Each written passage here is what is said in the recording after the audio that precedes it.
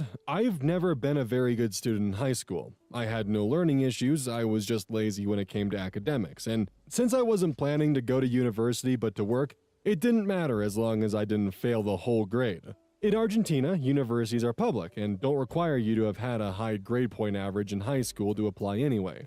The thing is, she and her parents always thought she was an untouchable deity due to her academic achievements. You can already guess where this is going. We both were raised practically as sisters, so you can imagine how close we were since we can remember. Since we were kids, Mia treated her own mom like shit, insulting her, demanding stuff and making fun of her. She wouldn't help her with the slightest chore either. This always angered me.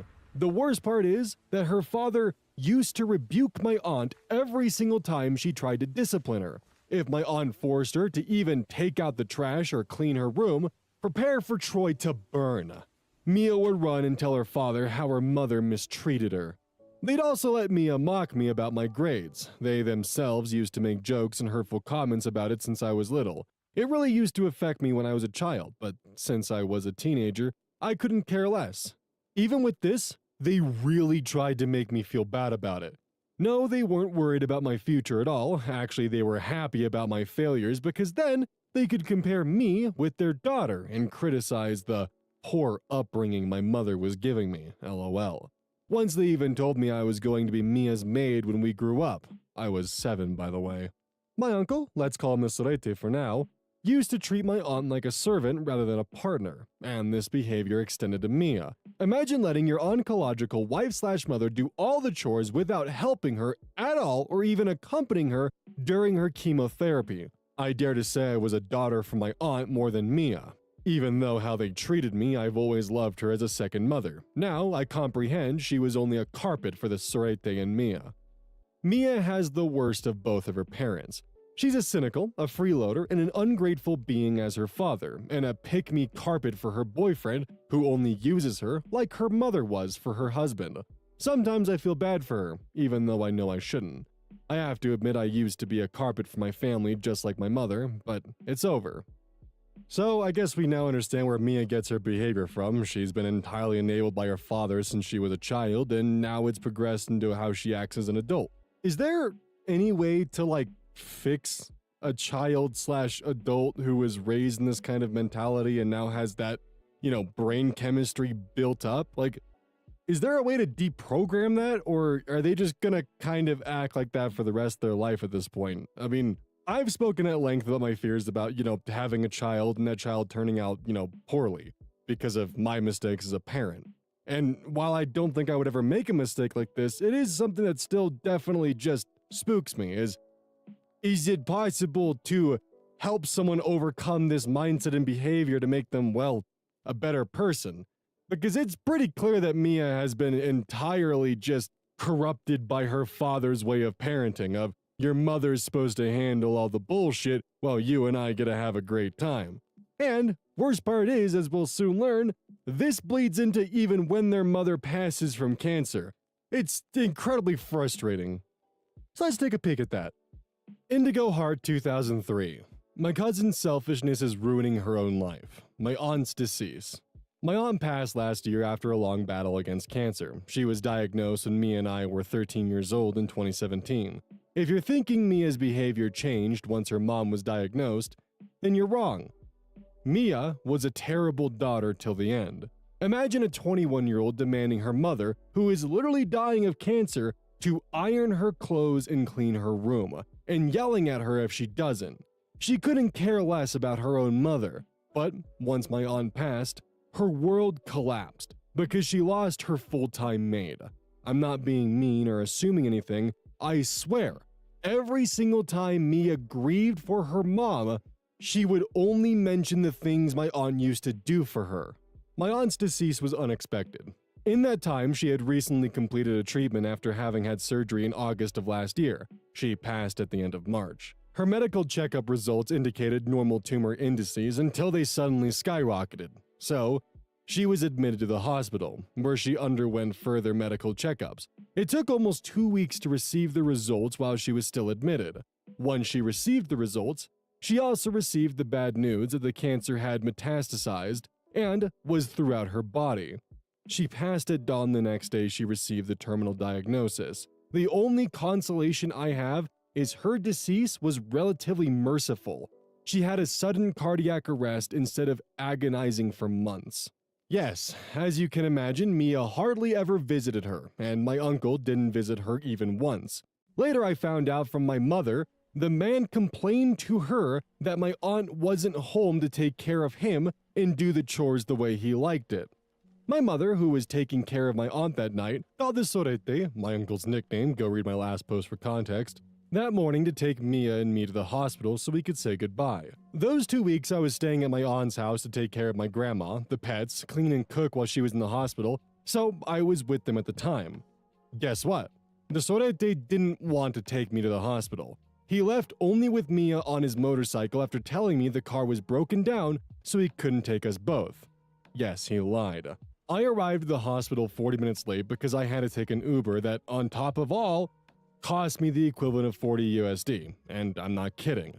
The hospital was in Capital Federal. My mom was furious about this but didn't say anything because it wasn't the right moment. The whole family gathered and comforted the Sorete. Mia hurt herself and I was asked to take care of her, so I did because I loved her as a sister. For a few weeks I took care of them because they both were grieving a wife/mother. They didn't owe me those things, but they totally ignored all I've done. The Sorete even said we've never done anything for him. The audacity. My aunt told us on several occasions that she didn't want to be buried but cremated. So that's what we did. The thing is, weeks went by and the Sorete never went to pick up the ashes. He said he wasn't ready. He looked for the house papers and information about the surviving spouse state pension. It's not exactly that, but I don't know how to refer to this pension properly in English, before going to pick up my aunt's ashes, lol. What a lovely family, huh? Honestly, it would break my heart if when one of my family members passed, finding out that the family closest to them, whether it's a child or a spouse, is more upset that they're not around to do chores anymore and now they have to fill in the gaps than, the actual loss of someone that's close to them and important to them. From what we've read, it sounds like OP's family is just full of wonderful people, and hopefully one day they'll learn to be a lot less self-centered in their day-to-day life, because it's honestly a damn shame that OP's aunt passed, and the main thing that her immediate family has to remember her by is her essentially being a maid. What do you guys think? The audience, do you guys have any input on this? Do you have any stories of family members that fall into this category? I'd love to hear. Goblin and Beast. College student wants payment after she forgot her laptop. My brother Nate runs an electronics store in our small town and offers electronic repairs. Last year, around June or July, this girl came into his shop needing her laptop repaired. It was an Alienware gaming laptop and it looked relatively new. The girl said that the battery wasn't charging anymore. Nate said it looked like something was inserted into the charging port that shouldn't have been, and the port had been damaged. Nate told her that he would have to order parts and it might take a week or more before it's fixed. She said that was fine and started filling out the paperwork. She then mentioned she wouldn't be in town to pick it up, so the phone number was for her mother, and she could come get the laptop when ready. Nate said that was fine, and he'd put a note in his system. Fast forward 3 weeks and it's fixed. Nate goes to call the number and it says the number has been disconnected. We live in a small town, but neither of us recognized this girl to try and track down her folks, so it sat for a few months. Nate has a policy in the contract that says, any repaired item not picked up within 90 days of completed service will be put up for sale by the business and can be sold. Nate gave her an additional month before putting it up for sale.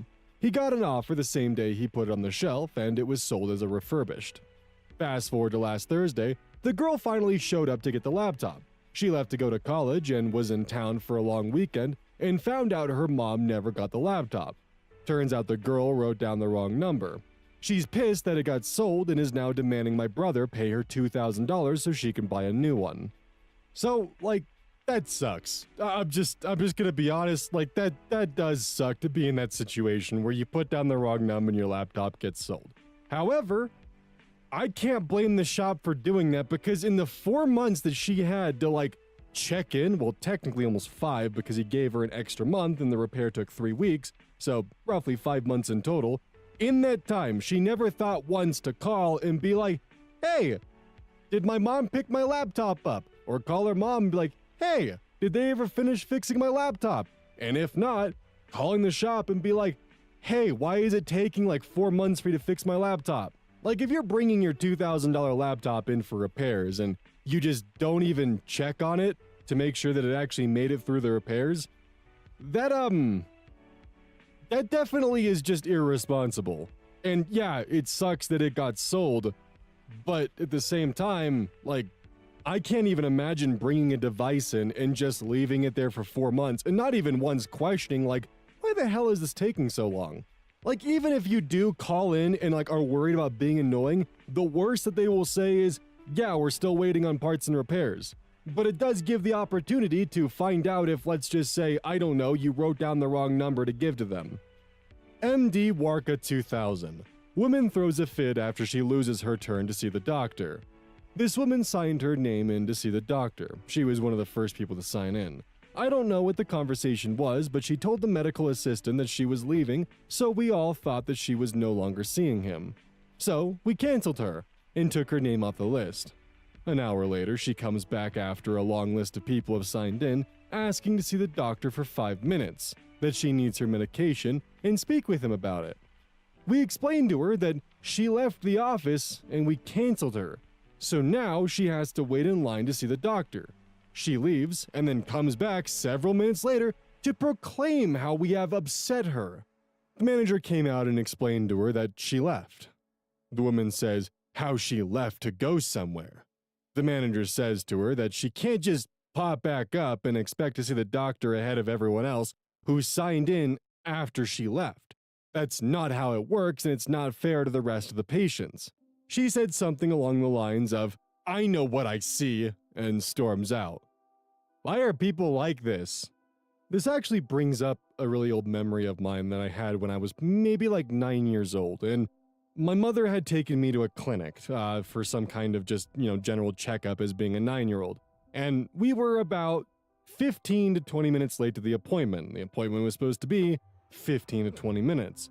So we arrived late. They no longer had the slot available, and I remember sitting in the waiting room for a while, watching, I think it was the Penguins of Madagascar TV show, if I remember correctly. I don't know. That's one of those weird, like, memory connection things that was just there. But anyways, I remember my mom had gotten into a small altercation with the lady at the counter, and then dragged me out of there and was complaining about how they weren't willing to see us because we were X amount of minutes late. Me, being 9, I agreed with my mother. I thought that was unreasonable. And I remember later when I was at my dad's, because of the whole week on, week off thing with divorced parents, in some kind of common, I don't remember the exact conversation where it came up with, but I had mentioned this specific instance to my stepmother about how it was unfair of them not to see my mother and I after we were 20 minutes late. And my stepmother actually explained to me that, yeah, we were 20 minutes late. It's to be expected. We missed our appointment time. Were they just supposed to move other people around so they could accommodate us and our poor scheduling ability? And that really stuck with me for like my entire life, and definitely gave me a new perspective on things. Don't forget, this is brought to you by GamerSups. Use code ODDS at checkout. It's basically a caffeine powder that you put in your water, and I actually really like it. I use this on a daily basis. Don't forget that every purchase you make using code ODDS directly supports the channel. And if you want a personal recommendation from me, I would either recommend the Soda Pressing Pear or Dragon Fruit Punch. Those two are currently my favorite flavors. And as a note, once we sell a certain amount of stuff, I get my own flavor and my own cup. And you all know I'm gonna... Welcome back, everyone. Oz here, and today I've got some r/entitled people for you all. As per usual, I'll be reading the post, giving you my opinions at the end, and I hope you do the same down in the comments below. And without further ado, let's jump right into it. Kristen O'Casey. Wrong way, serve me anyway.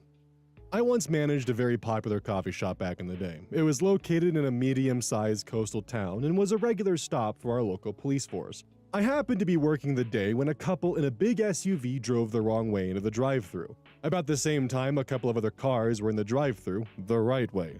Finished ordering and drove forward, only to see the misplaced SUV blocking them. Did the car entering the wrong way realize their mistake and back up? Of course not! I was very quickly called over by my very flustered cashier, just as the passenger's side window came down and the wife started barking out an order. I saw the situation and explained to them that not only were they facing the wrong way, but They had also cut in line. Their response? Well, we're here now, so just take our order, and we will back out when we get our drinks. No, I don't play that way. I refused, told them they needed to back out and get in line or come in. Of course, they got angry and indignant, said they weren't moving without their drinks and repeated their demands. I said, okay, give me a sec, as I walked over to the table of 4 police officers who were enjoying their coffee but already noticed there was an issue at the window. Well, needless to say, the situation was quickly resolved. One officer told me it was the easiest ticket he ever wrote, and the driver had an expired license as well. The cops returned to newly fresh coffee when they were done with the SUV, who left without their drinks and much poorer in tickets. Occasionally, my job was very satisfying, and that was certainly one of those days. It does take a special kind of person to drive up to a drive-through window, realize that the window's on their passenger side, and pretty much take the stance of, everyone else is wrong, serve me my drink anyway, and then I'll move. I feel like the fun, petty solution to this would be to serve the other customers their drinks and orders by just stepping out of the establishment and personally handing it to them and letting them know that this person is being a complete idiot and we can't get them to move. And yeah, just continue to refuse to serve the person and just take photos and videos of it and just let them know, we're not going to serve you until you come around the right way. And yeah. Eventually, the other customers are gonna begin honking their horns. And then if more attention is brought to it, because there's not always a convenient cop lying around, it's definitely gonna cause a pretty big scene where you have a bunch of cars in a drive-thru facing one way and some idiot who went in improperly and is trying to order through their passenger window. Hell, even people with import cars from Japan have found ways to deal with this where they reverse the drive-thru and properly handle it that way. Guy's new life hack just dropped, go to the ordering window through the wrong way and force them to serve you. That'll never go wrong. Lil Diddy 02 found one at the grocery store, but the cashier bit back. So, I'm a vendor that services a lot of grocery stores, but until today, hadn't really come across a good one. Well, until today. At a grocery store in the morning, fairly slow, 1 lane open, plus 4 self-checkout lines. Middle-aged couple comes up huffing and puffing that there's someone in line in front of them that's loading things onto the belt and being checked out, and it's ridiculous that there aren't more lines open. Cashier says that they can use a self-checkout. Husband says that he shouldn't have to do her job for her. Apparently 10 seconds is all he can take because he just mutters, fine, and walks over to the self-checkout. First item he scans at self-checkout needs cashier approval, so the poor girl running the area comes over to fix it, and he lays into her about how terrible the service is and how offended he is that he has to wait. While the cashier is trying to fix the item scan, customer looks over and sees the cashier manager showing another employee how to do something at the customer service desk. Cue a nice entitled, "Excuse me," while looking at her. She has no idea what's going on, so she asks, "How can I help?" He berates her for having a personal conversation, and she needs to open a lane for him right now, since she's on the clock, and he has places to be that are far more important than her conversation. She gives the biggest eye roll I've ever seen and says, "Okay, go to register 2, I'll be there in a second." He drags his wife to register 2 and starts unloading groceries. Cashier manager gets there and starts ringing him up. He asks her something, but I didn't hear what, and she said, "Sorry, I can't go check that. That'll take time and you have places to be." That apparently broke his brain because he just looked at his wife and said, "You handle this," and walked out of the store. Then the wife has the audacity to look at the cashier and say, "Can I break this into multiple transactions?" Cashier looked at her and said, "Sorry, I have places to be and I opened this to try to help out, so you get 1 transaction with me or you're welcome to go back into the other line that's open." Wife just hung her head and said, "Just check me out." I saw the husband talking to the manager in the entryway, so I made sure to grab the manager on his way in and tell him the cashiers did everything right and the guy was a jerk. Manager just said, "Yeah, I could tell 3 words into the conversation, he just didn't want to be happy." Some people. The goofiest part of this is if the guy just actually went through self-checkout or just went through the cashier's line that had a bit of a line initially, he probably would have actually gotten out a lot sooner and wouldn't have to wait as long as he did, but instead he had to make the entire situation about how much of a hurry that he's in, so he went and he pulled other employees off of their jobs and responsibilities to try and accommodate what he needed, and then got upset that they were not too happy or thrilled with his attitude. I remember when I was working in the service industry and I would deal with frustrating customers who would get frustrated with our new hires, be like, I want to see a manager or some shit like that.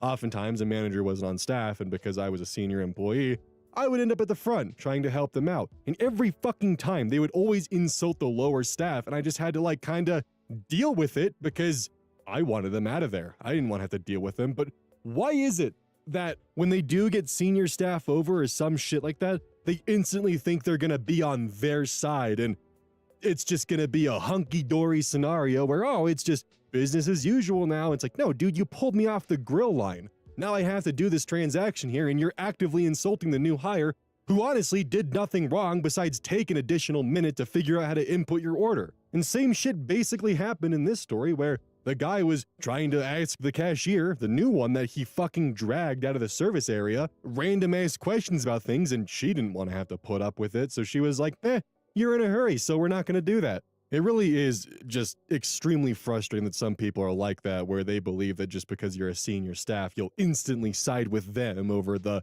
newer employees or other people on staff. Actual Donut, 9248. Entitled woman thinks she owns the drive-thru, throws a tantrum, and gets served by karma and the police. I'm at a Chick-fil-A the other day. At this location, they have 2 drive-thru lanes. One for regular orders and one for mobile orders, where you skip the line if you use the app and scan a QR code. I always use the mobile lane because it's way faster. Well, not today. Enter entitled woman, EW. She cuts me off pulling into the lot, red flag number 1. But whatever, there's no one else in the mobile lane, so it's not a huge deal. I pull in behind her and immediately notice she's not holding a phone to scan a QR code like a normal person. Nope, she's sitting there, waving at the attendants. Newsflash, nobody monitors the mobile lane. So naturally, she starts laying on the horn like a lunatic, and an employee finally comes over. Before he's even at her car, she starts barking out her order, and not a short one. This woman orders like she's feeding an army. After ordering, she drives off without paying. The guy literally has to chase her down to get her payment. Then she pulls up to the window where I'm still stuck right behind her, despite having scanned my code and being ready to grab my food in seconds.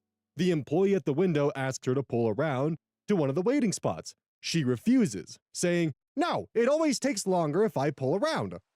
The employee explains, very patiently, that pulling around won't delay her order, but it will let them serve the people behind her whose food is ready.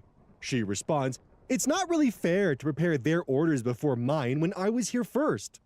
The employee tries to explain how food stations work, but she interrupts saying, "They should all be working on the first person's order. I know you just make minimum wage, but this really shouldn't be that hard to understand."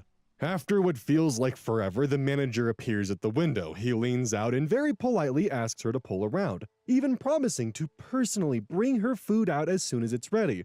To top it off, he offers her a complimentary peppermint shake as an apology for the inconvenience. And what does she do? She knocks the shake out of his hand. It goes flying everywhere. On him, inside the window, total chaos. She even has the nerve to beep her horn at him. And finally, karma starts to take hold. A couple minutes later, 2 police officers walk around the front of the drive-thru road, coming towards her. EW laughs at the manager, saying, "You really called the police?" The manager calmly responds, "No, ma'am, they were at the counter when I walked by covered in the shake you knocked over. They also heard your shouting and honking. I told them it was fine, but they wanted to check on the situation." At this point, the officers reached her car and told her if she doesn't pull forward and talk to them, they'll arrest her for assault and move the car themselves. She finally pulls around, but doesn't stop. She just speeds out of the parking lot. The police laugh. She has a very easy to remember plate, and they told the manager they're adding obstruction of justice for failing to comply with a lawful order when they track her down. I know not all posts here have happy endings, so I figured I'd share this one for the holiday season. Edit 1. Some people were confused about her not paying first. What happened was she was barking out her order and then just started to drive to the window. At this Chick-fil-A, you pay right with the person who takes your order, not at the window. Hopefully that makes it clear. Edit 2. Lots of folks are asking about an update. I really wish I had one, but I don't even know what ended up happening myself. I was just another customer. I've tried looking up her vanity plate, and apparently I'm not allowed to share it here, but haven't found anything related to it. If I do hear anything in the local news or get a flag for the vanity plate on Google Alerts, I will definitely update. Thanks, everyone! So I understand how these kiosks work for those of you who still might be confused. Basically, an employee goes out, they have an iPad, you then tell them your order, they submit the order on the iPad, and you pay at the iPad because they have little built-in card readers on them. So you submit your payment, then you drive forward, and you just get your food.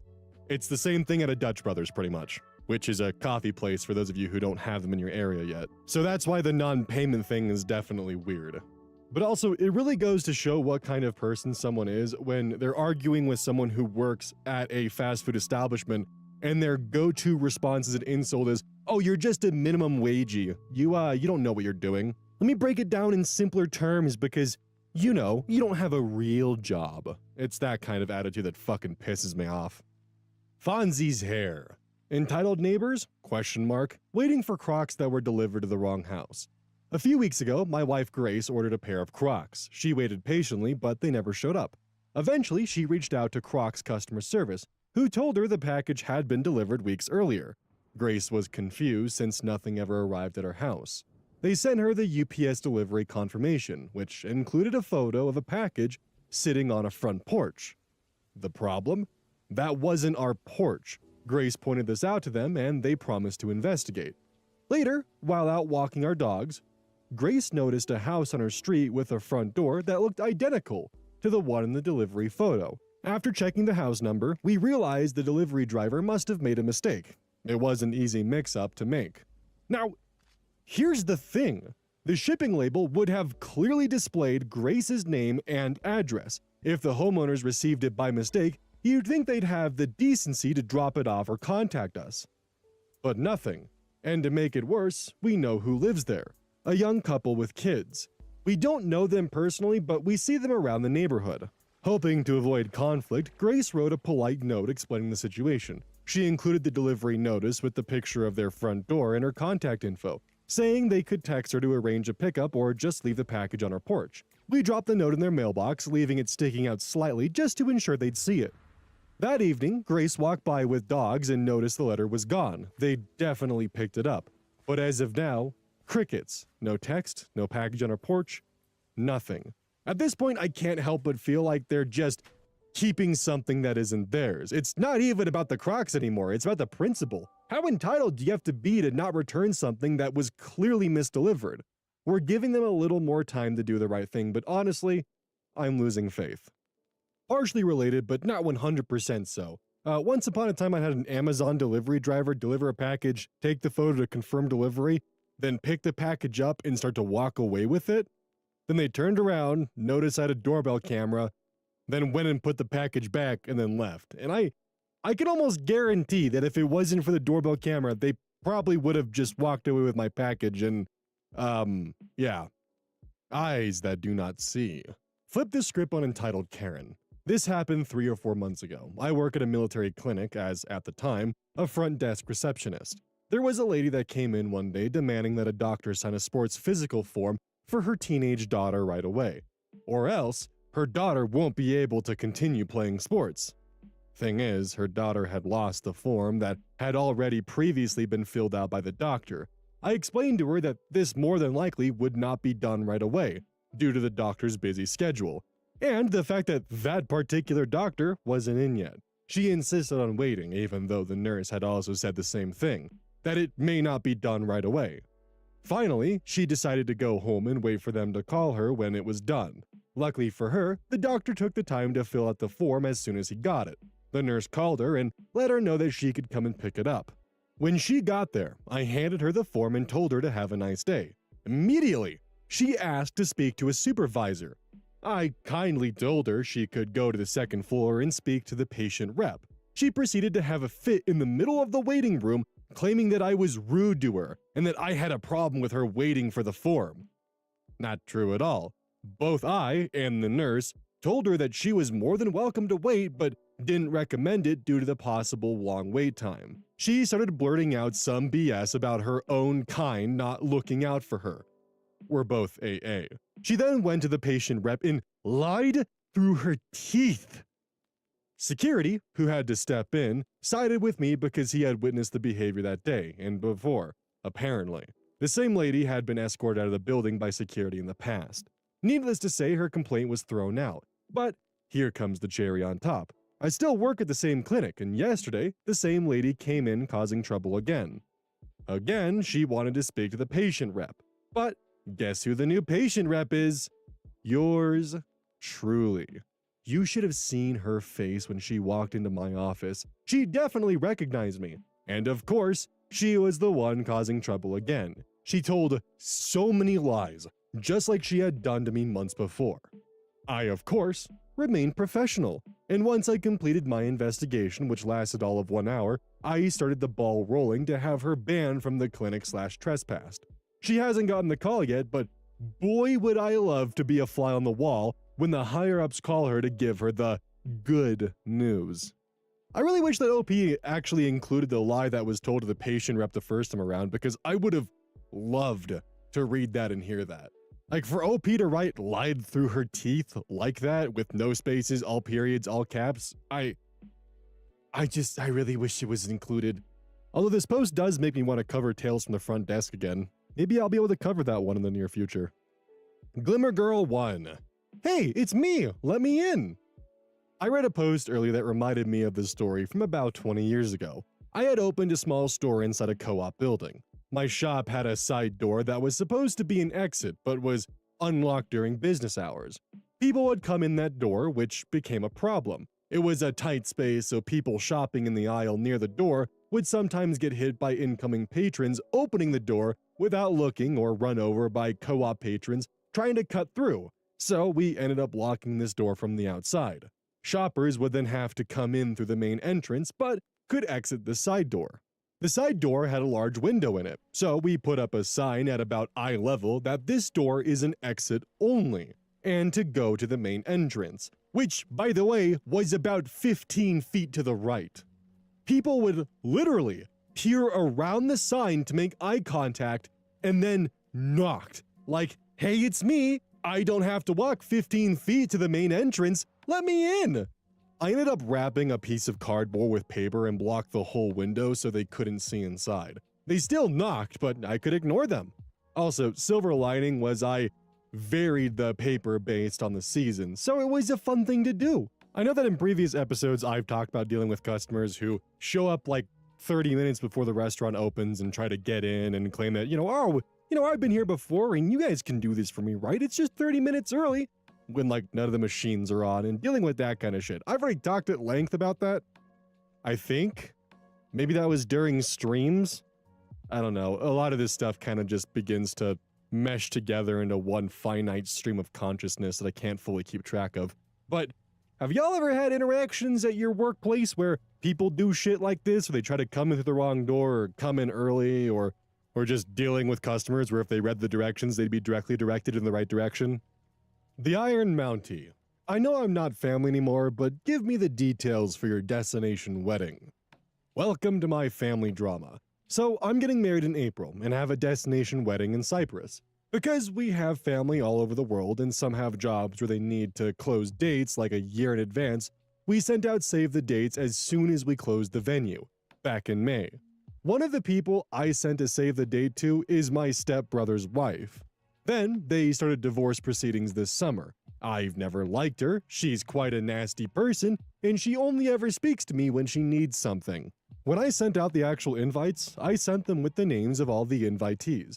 So, I sent my stepbrother an invite with his name, his stepdaughter, her daughter from a previous marriage who I see as a niece, and their child together.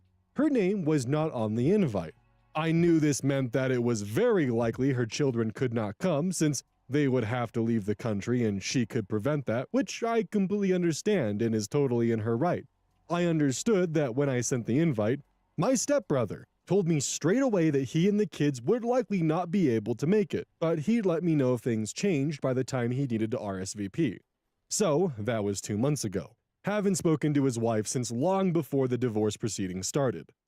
Today, she texts me, translated, "Hi, OP. When's the wedding and what hotel are you staying at? Send me so I can check options to come."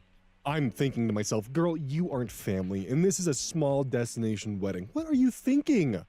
So I called my dad and stepmom to consult how to respond to her. Apparently, my stepmom asked if she could take her son, since my stepbrother can't go, and she wanted him to come to the wedding and see my siblings from North America. So, stepsister-in-law started declaring plans already from that request, thinking it entitled her to an invite. I told my stepmom I can understand her wanting to come if her ex-husband is coming with the kids, but what right does she think she has to come without my actual brother? Stepmom and dad agree she's delusional and help me verbalize a response to her. So I sent her, "Hi, stepsister-in-law. I sent the invite with all the details to stepbrother. You can arrange with him." I figured, okay, she'll understand that the initial invite was to her, as my brother's wife, as in it only applies to them as a unit. But no. She responds, "OP, I don't know if you know, we aren't together. We're in divorce proceedings." My save the date, she actually said invite, but she never got an invite just to save the date, was deleted, hence I requested the details from you.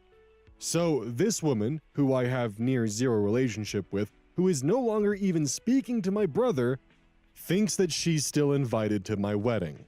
I spoke with my stepmom again, as she's always been the one who could match her crazy. She apologized for opening this can of worms and told me she would speak to her and explain the situation. I just can't imagine what la-la land she's living in that she thinks if she isn't even speaking to my brother and he can't even come to my wedding, that she can. Honestly, it sounds like OP's biggest hiccup with the crazy sister-in-law is the fact that she still wants to maintain a relationship with the children. My guess would be if it wasn't for that, she'd probably kick her to the curb. That's just my assumption though. And fuck, that sounds messy. Needs a nap. Entitled neighbor thinks it's my fault he backed into my parked car. I wasn't anywhere near at the time. First time posting in the sub and I'm weirdly excited. So my story took place several years ago. I work in a group home for adults with special needs. The building I work in is just a regular bungalow in a residential area. Parking isn't ideal because all we have is one narrow driveway. So if the driveway is free when you get there, fine. But if someone is already parked there when you arrive, you end up blocking them in if you park in the driveway. This is not ideal, as we often leave on errands for the residents during our shift. So when the driveway is occupied, we park on the street in front of the house. This is perfectly legal.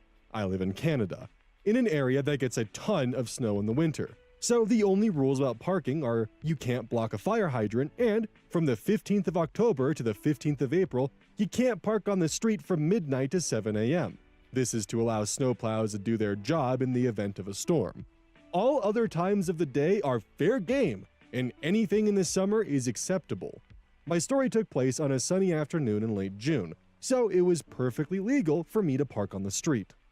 So I'm at work, doing my job, when there's a knock on the door. My coworker answered. Turned out it was the guy who lives across the street. He and his wife were heading out of town and were traveling in their truck, which had a trailer hitched to the back. My car was parked on the street across from him, and as he was backing out of his driveway, he backed his trailer right into my front driver's side wheel well.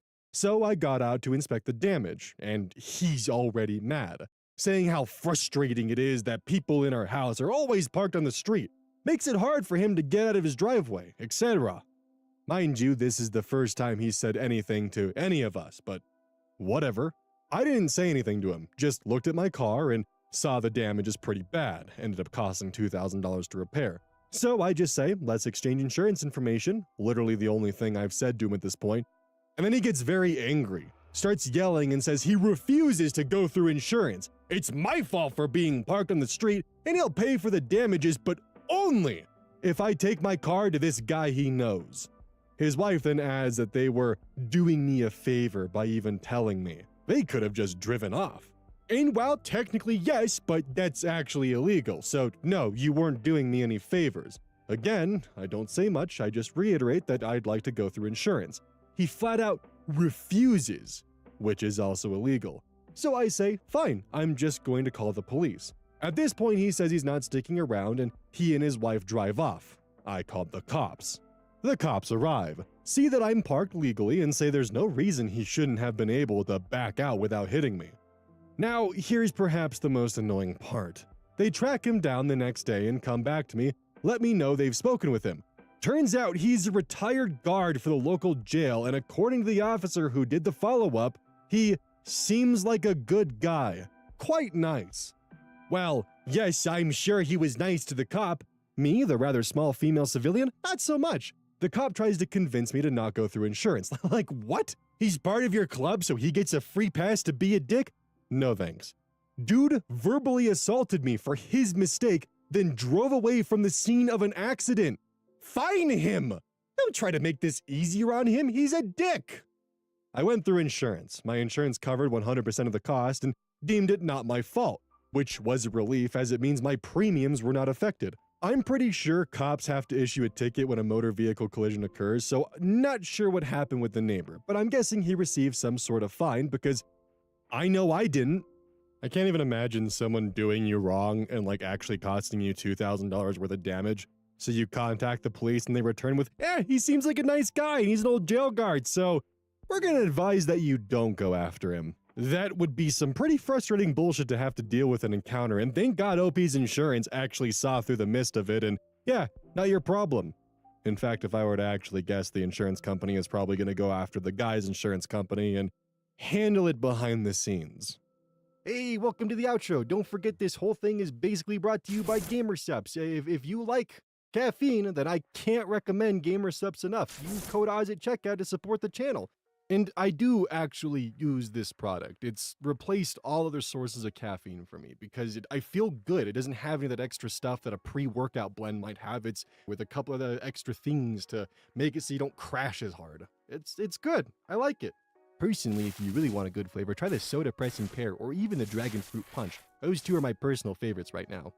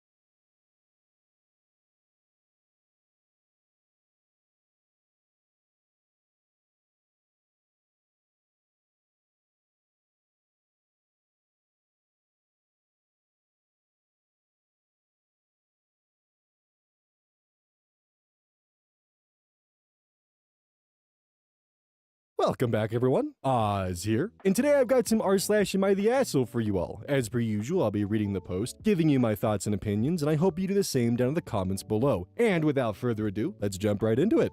Posted by Yard Flamingos. Am I the asshole for not taking down my yard flamingos after neighbors complained? I bought a house a couple years ago, and I've been working on making it look nicer. I spent a lot of time redoing the front gardens, trying to make it neat and nice. A few weeks ago, I was at a greenhouse buying some plants for the garden, and I saw 2 yard flamingos marked down on clearance. I knew they belonged to my garden. They're not everyone's cup of tea, but I think they're a lot of fun. I set them up when I got home, and a couple of days later, my neighbor was knocking on my door. She was demanding I take down my flamingos because they're extremely gauche and lowering the property value of the neighborhood. I told her I'm not taking them down because I like them, and the property value isn't going to be hurt by 2 yard flamingos. I also don't live in an HOA, and as far as I'm aware, there are no town ordinances about yard flamingos, lol. She's posted pictures of my house, the street I live on, and a close-up of my flamingos in our town's Facebook group to complain about them. Some people agree I should take them down. After that, another neighbor came over to tell me to get rid of them. My mom also agreed I should take them down to keep the peace with my neighbor. I like them. I smile when I see them when I pull into my driveway. I have no plans to take them down. Am I the asshole for not taking down my yard flamingos after some neighbors complained? Edit, everyone keeps suggesting garden gnomes. I kinda hate those. A lot. Also, I'd never say anything to someone with a yard full of gnomes, but I won't buy them. You could probably buy those plastic yard flamingos in bulk and really demonstrate what it would look like to devalue the property value of the neighborhood. Just a thought. Every time they complain, just simply add one to the front yard. Over and over again. What are they gonna do? Break them? You can just keep adding them, and then get a camera and catch them. No, but in all seriousness, the camera probably is your best option in case they do end up resulting to property damage because of your flamingos. Not sure if they would resort to that, but it is something to be aware of, because you never know. Although personally, I think the best solution actually comes from user beneficial ad 4047. Not the asshole, start theming them for holidays. For Mother's Day, give one of them a skirt and a bouquet of fake flowers. For Father's Day, give the other one a tie and a hat. For Memorial Day and Independence Day, give them some kind of patriotic or reverent or whatever kind of situation. Masks and bags of candy for Halloween, pilgrim get-ups for Thanksgiving, Santa hats for Christmas, and lights that follow their contours. All of this assumes that you're in the US, of course. If somewhere else, you get the idea. This actually gave me the idea that if you really want to make it worse, specifically have them appeal to the children.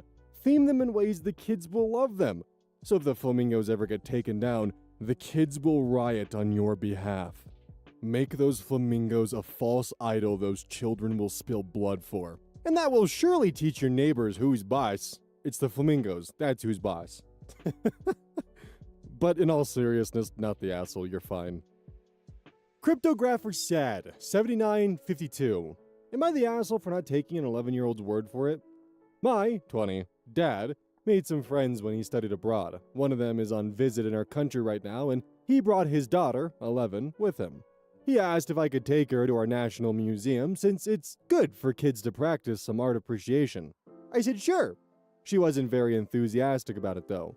When we were waiting for the opening time, she pointed at a nearby cafe and asked if I could buy her a cup of coffee, saying it's the least I could do before making her spend 2 hours look at some boring stuff. I hesitated, and she said her dad lets her drink latte, so I called him just to check. He said yes before asking, "Did you think my daughter is a liar?" And I didn't know what to say. It didn't occur to me that that was what I was insinuating when I was expressing my doubt. I just wanted to be sure. Ended up buying her an oat milk latte, her preference, before taking her on a tour. Don't know if I was too anxious, but when I took her back to the hotel, her dad seemed kind of frosty towards me. So user Aliver Curry actually pretty much summed up exactly what I was going to say, but probably in a lot less words. No way, absolutely not the asshole. Kids, in the general sense, will constantly push boundaries, particularly with people who don't know any better, and coffee is absolutely one of those things many parents will restrict kids from having access to. I think his response sounds a bit extreme, to be honest. You've known this girl presumably all for 2 seconds, and you've no idea if she's a habitual liar or a saint. If it gets brought up again, I'd just play it off as being nervous due to not having much experience with children, and while you believed her, you considered that her being allowed it in certain situations didn't automatically mean she'd be allowed it in this instance, and taking 30 seconds to check seemed the smarter plan than assuming and potentially causing problems for daughter or father down the line.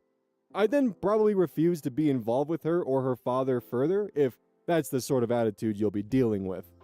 Basically snapping back with, "No, I just didn't want to overstep your authority and make sure that she had permission to have a latte at this hour." Basically just buttering him up.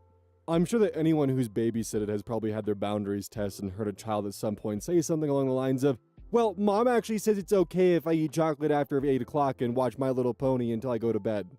And a latte, very much for a lot of people, falls in the category of, I don't know about that. Because yeah, there is a chance that The mother does in fact allow their daughter to watch My Little Pony and eat chocolate after bedtime. But also, the child could be very much fucking with you and pulling your boundaries, so you may as well double check. Doesn't make you an asshole, it actually makes you responsible. Shadow016.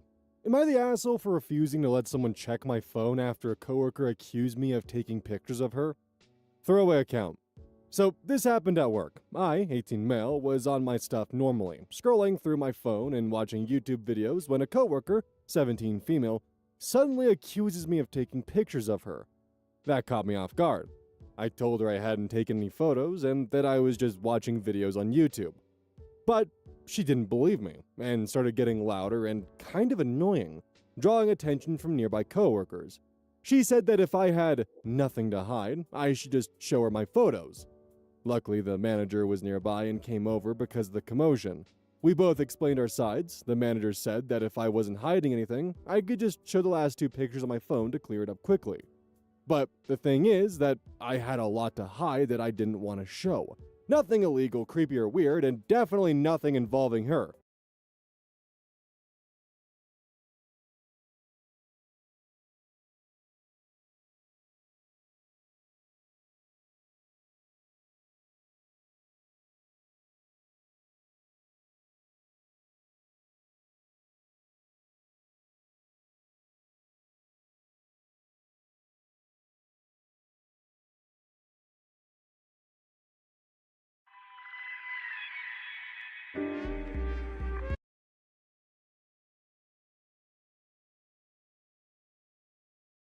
Medical professionals of Reddit, have you ever had a patient so lacking in common sense you wondered how they made it this far? If so, what's your story? I'm a vet. A few years ago, I had a client bring his young cat in complaining of lethargy. Besides being a bit underweight, the physical exam was unremarkable, so I asked more questions about the cat's diet. So, what do you feed the cat? And he answers with some online trendy raw food brand. How's his diet? Does he finish what you feed him? Yes, he always eats everything. How much do you feed him? A half cup. Once or twice daily. Once every 3 or 4 days. You feed your cat twice a week. I believe in a more natural feeding approach, and based on my research, that's how often cats eat in the wild. This owner was slowly starving his cat to death based on some cockamamie idea he'd made up watching National Geographic. I had to explain to him that domestic cats aren't tigers, and small wild cats eat 10 to 20 small meals daily. Surprise, surprise, the cat's lethargy and weight improved with regular feeding. You just know this dude thought he was so smart. Like, he thought he was saving so much money from this, and it's like, oh, my cat's gonna be so much healthier. No, you're just...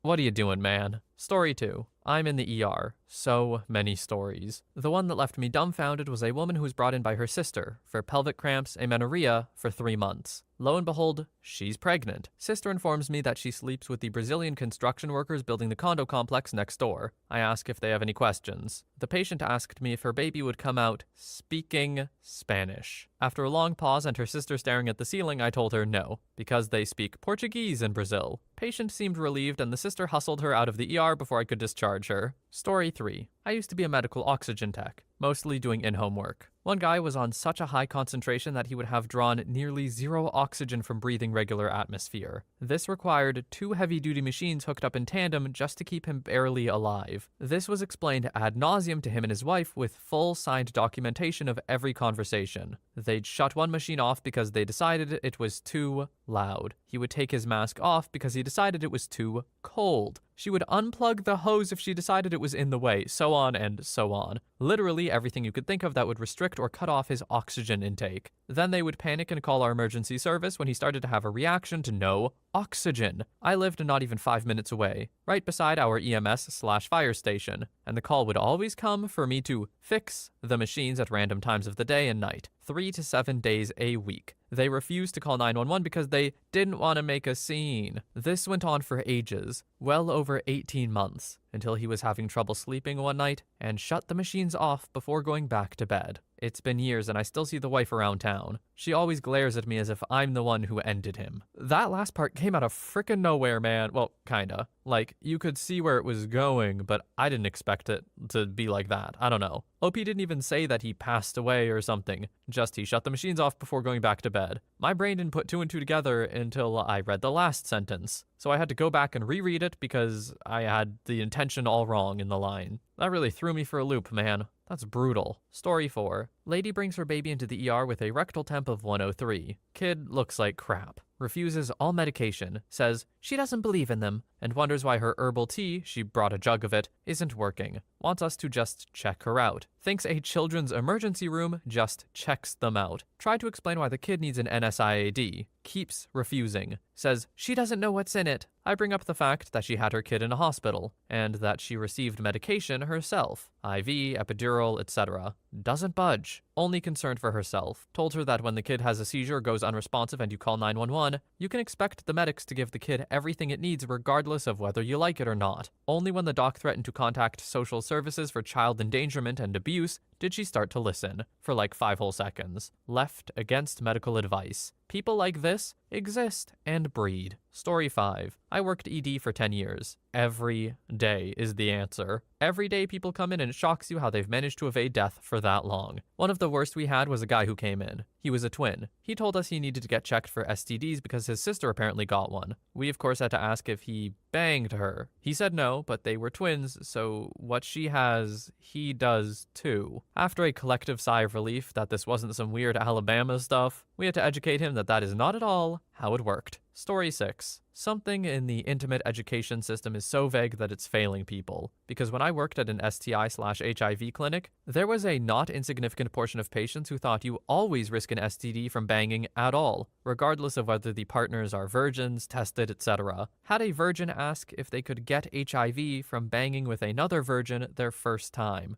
I had to explain that STIs had to come from somewhere. Someone has to have one to transmit it. They don't just manifest from the act. Edit. Due to many comments, I feel the need to add that yes, I was trained in HIV testing and counseling, and Ryan White certification, so I know that you can get HIV in utero, from transfusions, or from IV drug use. This just wasn't the case in this patient's scenario. I tested them myself and they were negative. Also, I want to clarify I don't mean to ridicule the patient at all, just commenting on how lacking intimate education can be. Story 7. 73 here. Former clinical microbiologist, long ago. Still, I found myself all over the clinical lab at times, not just infectious disease. So one day, this 20-something guy, wife and mom in tow, walks in with a paper request for semen analysis, pre-computer era. So one day, this 20-something guy, wife and mom in tow, walks in with a paper request for seed analysis, pre-computer era. Okay, not the most comfortable encounter, but I'm a professional, and I've done this drill many times. He had not been briefed by the doc and had no idea how establishing infertility in males was done. Well, okay, a challenge then. I took him aside and, using standard medical terminology, told him how a diagnosis is made and what he needed to do to provide a specimen. He couldn't/wouldn't believe that I was asking him to finish into a container. Astonished. Then he played dumb, as if the word was unfamiliar to him. We looped through the medical terms and procedure again, and I eventually resorted to every word I knew to describe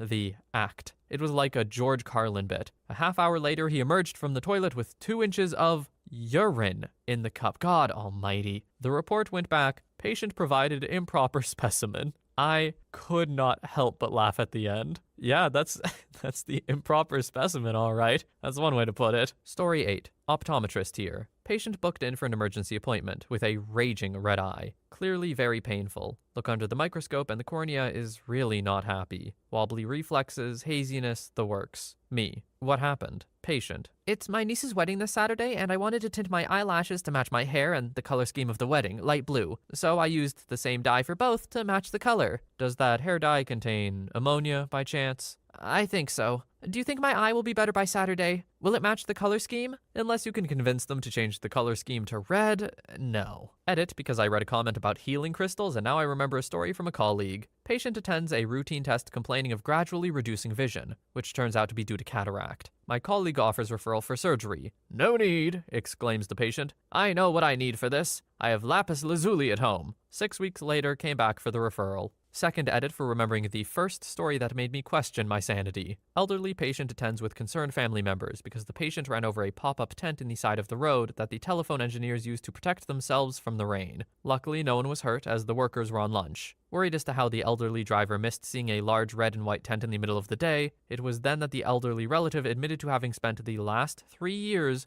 driving from memory. Story 9. EMS here. Had a diabetic in his 30s to 40s who refused to take insulin since 2012. It was 2020 at this time. When I took his blood sugar, it only read as high, meaning it was over 700 for a glucometer to not read it. Upon seeing this, he asked me if that was high, and then went, "Is this because of all the ice cream I ate?" Played Facebook Messenger video with his girlfriend the entire time. Met him later in the parking lot after he got discharged. And it took this man less than 50 paces from the ER door to rip off his bandage covering his IV and play with the IV wound until it started bleeding all over the place again. Knocked on our ambulance door and asked for a band-aid to fix it. We had to walk him back into the ER and bandaged his entire arm with gauze, so that hopefully, by the time he got it off himself, it would have clotted enough for him to not end up exsanguinating himself again. Story 10. Not a personal experience, but one from a colleague of mine. I only saw the pics. So this 60-something-year-old suffers from an acute complication and gets a pacemaker to solve the problem. Everything goes normally and as planned. He recovers. Every care and med that he needs to take are prescribed, explained, and medical appointments with a cardiologist/arythmologist are scheduled so that he may get the follow-up he needs. The man then proceeds to never show up to any appointment, and never answers any calls from the hospital. This went on for around 3 years, until he shows up without former warning and asks to talk with the doctor that did the procedure to put in his pacemaker. People are weirded out, but seeing that on that day the doctor was present and this patient was in clear distress, they talk to him, and manage a couple of minutes to have the doctor check on him. Inside the appointment room, the doctor takes notice that this man is wearing a bra inside of his shirt. The man explains he's been wearing his daughter's bra for 3 months after his problem got worse. The shirt is asked to be taken off, and there he stands, the shirtless man wearing his daughter's bra, showing off the pacemaker that should have been kept inside of his body, dangling outside of it, being held by the left bra cup, with a big infected open wound above it, with the pacemaker leads still inserted into his veins and connected to his heart. Nobody has any idea how the man let that situation come to be, or how he didn't die of sepsis or any other health problem that may appear for that matter. I like to think that there are clear signs to see a doctor. A pacemaker being on the outside of your body with a giant open wound, I would think falls into that category a little sooner. That is simply not going to fix itself. I don't know any other way to put it. No one else can help you. Please see a doctor earlier. Oh man. Story 11. I don't know if a cleaner in a hospital counts, but this one time I got to work early on a Saturday morning, and we immediately received a request for help from the ER, and got sent over by my boss. When I got there, the first thing I heard was yelling from this guy behind the curtains. He was shouting at the nurses, "Don't touch my dong!" and "I didn't use any drugs!" Then I smelled iron in the air, and then I found out there was blood all over the hallway. Handprints in blood against the wall. Almost the entire floor was covered in blood with actual puddles in some places. What happened? The guy pulled out his catheter, causing arterial bleeding, and decided to run away from the nurses who were trying to help him. It seems like he lived through that. I've never seen that much blood before that day, nor after. Story 12. I'm a pharmacist. One evening shift I was working a relief shift, not my usual pharmacy. A man comes in looking distressed. Man. I had intimate relations with a woman I do not intend to pursue a long-term relationship with. Yes, he said it just like that. Okay, I'm assuming there was an accident or it was unprotected. How long ago did it happen? Last night at 7 p.m. on the couch. Whoa, TMI, I just need to know the approximate time to know if Plan B will work. Well, we have this medication called Plan B, and since the incident happened within 72 hours, oh yes, I got that for her already yesterday right after we finished. We want to know if there's anything we can do to know if she's pregnant now. Unfortunately not. She'll have to wait 3 weeks or so to see if she gets her period. And if she doesn't, then she can do a pregnancy test then. Theoretically, you could do a blood test for faster results, but that would also not be until a couple of weeks at least. We're just really anxious because she really doesn't want to be pregnant. Is there anything she can take to prevent the pregnancy? Any multivitamin, minerals, food?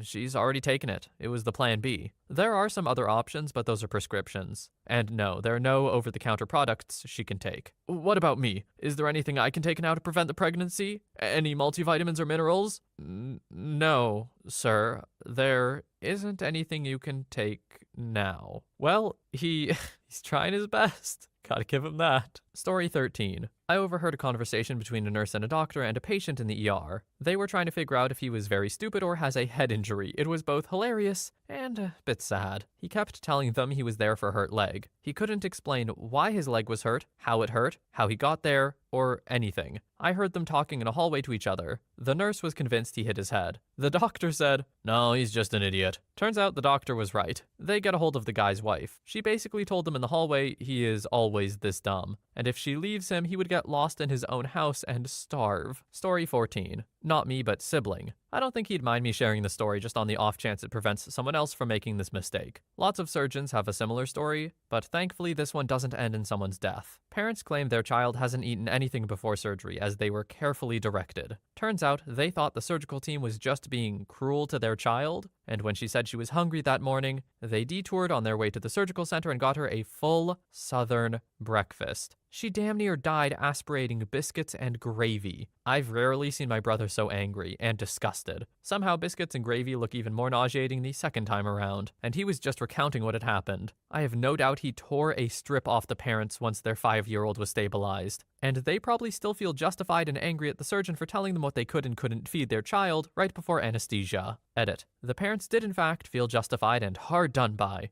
although as far as I know, they didn't express anger at my brother. Knowing him, they wouldn't get a word in edgewise. Definitely no acknowledgement or realization that they could have easily ended their own child, or that they made a bad decision at all. I remember they were annoyed by her whining for food. Story 15. I work in clinical research at a hospital, basically for patients who have cancer and don't have other standard of care options. Clinical trials, experimental treatment, are a viable option for many. Some people have a negative view of research, but it's highly regulated, and not as scary as it sounds. We go through the consent form with this patient who has a history of drug abuse. We don't know everything about this new medication, but one thing we do know is that using coke while taking this drug will make your heart explode in layman's terms. This patient promises they're off the sauce, and that they totally won't do coke while I'm on trial. 2 weeks later, they relapse, and, well, you can figure out the rest. Story 16. I'm a dermatologist in India. As is the culture here, people eat with their hands, and almost all of our curries or even other dry side dishes have a lot of turmeric. It is common knowledge to anyone born and brought up in India that this means the nails of your dominant hand, statistically the right, are going to be yellow stained, because we've seen this happen since our childhood. Usually this wears off in about a day and a half if you wash it a couple of times. Cut to the first patient in my OPD, a young girl in her early 20s, very anxious. What brings you in here today? Doc, my right hand fingernails keep getting yellow discolored. Only right hand? Yes, and only after meals. Do you eat with your hands? Yes, always. So, you know it's just turmeric, right? Yes, but can you make it stop happening? For God's sake, use a spoon. So you mean there's no medicine to make it stop? No. This might hit home more with people of South Asian cultures or people who habitually eat turmeric-cooked food with their hands. Anyway, for a grown freaking person to complain of this was just, well, surprising and a little ridiculous. Story 17. Okay, so not a medical professional, but hear me out for a second. I work in a gym and recently had a client come in for an induction. Basically, walk through the gym, design a program based on goals, needs, and physical capacity. The client in her late 70s has a shoulder injury, which the physiotherapist has said, the rotator cuff is barely attached. Client has been suffering in severe pain for years and hasn't been able to use that shoulder, and refuses to go to the doctor as she doesn't want to see a surgeon, doesn't want surgery. I've echoed what the physiotherapist has said and have refused to do any upper body exercises because of how bad the injury is. The client would rather live in severe pain than seek necessary medical treatment and only takes pain relief medication when the pain is intolerable. Story 18. I worked in cancer research/surgery a couple of years ago. There's a good amount of people who will refuse to have a small removal/surgery because they think holistic medicine or praying it away will work. They always come back, and we always have to remove so much more. One time a patient had a melanoma on their calf, and the doctor wanted to do a simple wide excision, but they left because they wanted to pray it away. Came back a couple of months later because it got bigger and we had to amputate their leg. Pretty sure they had positive lymph nodes at that point too. Just a friendly reminder, even though I am not of faith, that the Bible, at least if we're talking about Abrahamic or specifically Christianity religions, does specifically talk about doctors and doesn't say they're bad. Pretty much, listen to your doctors. Praying it away will not work. If even God is telling you to just go to a doctor, I think you probably should. Story 19. My wife used to work at an urgent care in an undereducated community. I'd guess most of her patients would have you wondering how they made it to adulthood. Some notable ones. 1. The guy who, after learning he had diabetes, vowed to make a life change and replaced all of his soda with Gatorade. 2. Women who don't know anything about their parts or menstrual cycles. 3. The people who come in with a history of heart attacks and chest pain that feels like a heart attack, but I know my body and it's not a heart attack. Spoiler, it was always a heart attack. 4. Guys with gross dongs, hygiene related. 5. People who did their own research. 6. People who didn't get their normally not complainy teenage daughter medical attention when she was screaming in pain. After finding out she had appendicitis, they took her home instead of taking her to the ER. Her appendix ruptured that night. Bonus. My kid was in the hospital and sharing a room with another patient. This kid was morbidly obese and was elbow deep in a family-sized bag of potato chips. The doctor came in and really gave it to the mom. Your kid has a kidney failure and he's not supposed to be eating salty foods. And your kid has a major condition and you've missed the majority of his appointments. Undereducated community work is tough for this reason exactly. Not that I know firsthand, admittedly, but I'm just saying in general, because of the lack of education, they're just gonna know less, by definition. And also, as such, I think it's important to not treat them as stupid. They were just not given the tools they would need. So I don't think making fun of them is the answer, but educating them absolutely is. Story 20. Physiotherapist. For those who don't know, after a total knee replacement, you basically have a 6-week window after the surgery to regain the range of motion. If you don't in those 6 weeks, it ain't coming back. Had a patient who was a farmer who was very enthusiastic about regaining the range, because he needed to be mobile for his work. Saw him the first time about 5 days after surgery. Showed him all the basic exercises. Told him to not do any farm work for at least 6 weeks. And told him to come back to see me once a week for the first 6 weeks. He disappeared and came back about 8 weeks later. His range was non-existent, maybe 30 degrees of range in total. He was visibly mad at me, as if it were my fault. He was actually shouting and calling me incompetent. Our conversation went something like this. Have you been doing the exercises? No. How often are you doing farm work? Every day. Why haven't you come back since the first appointment 8 weeks ago? Too busy with farm work. So,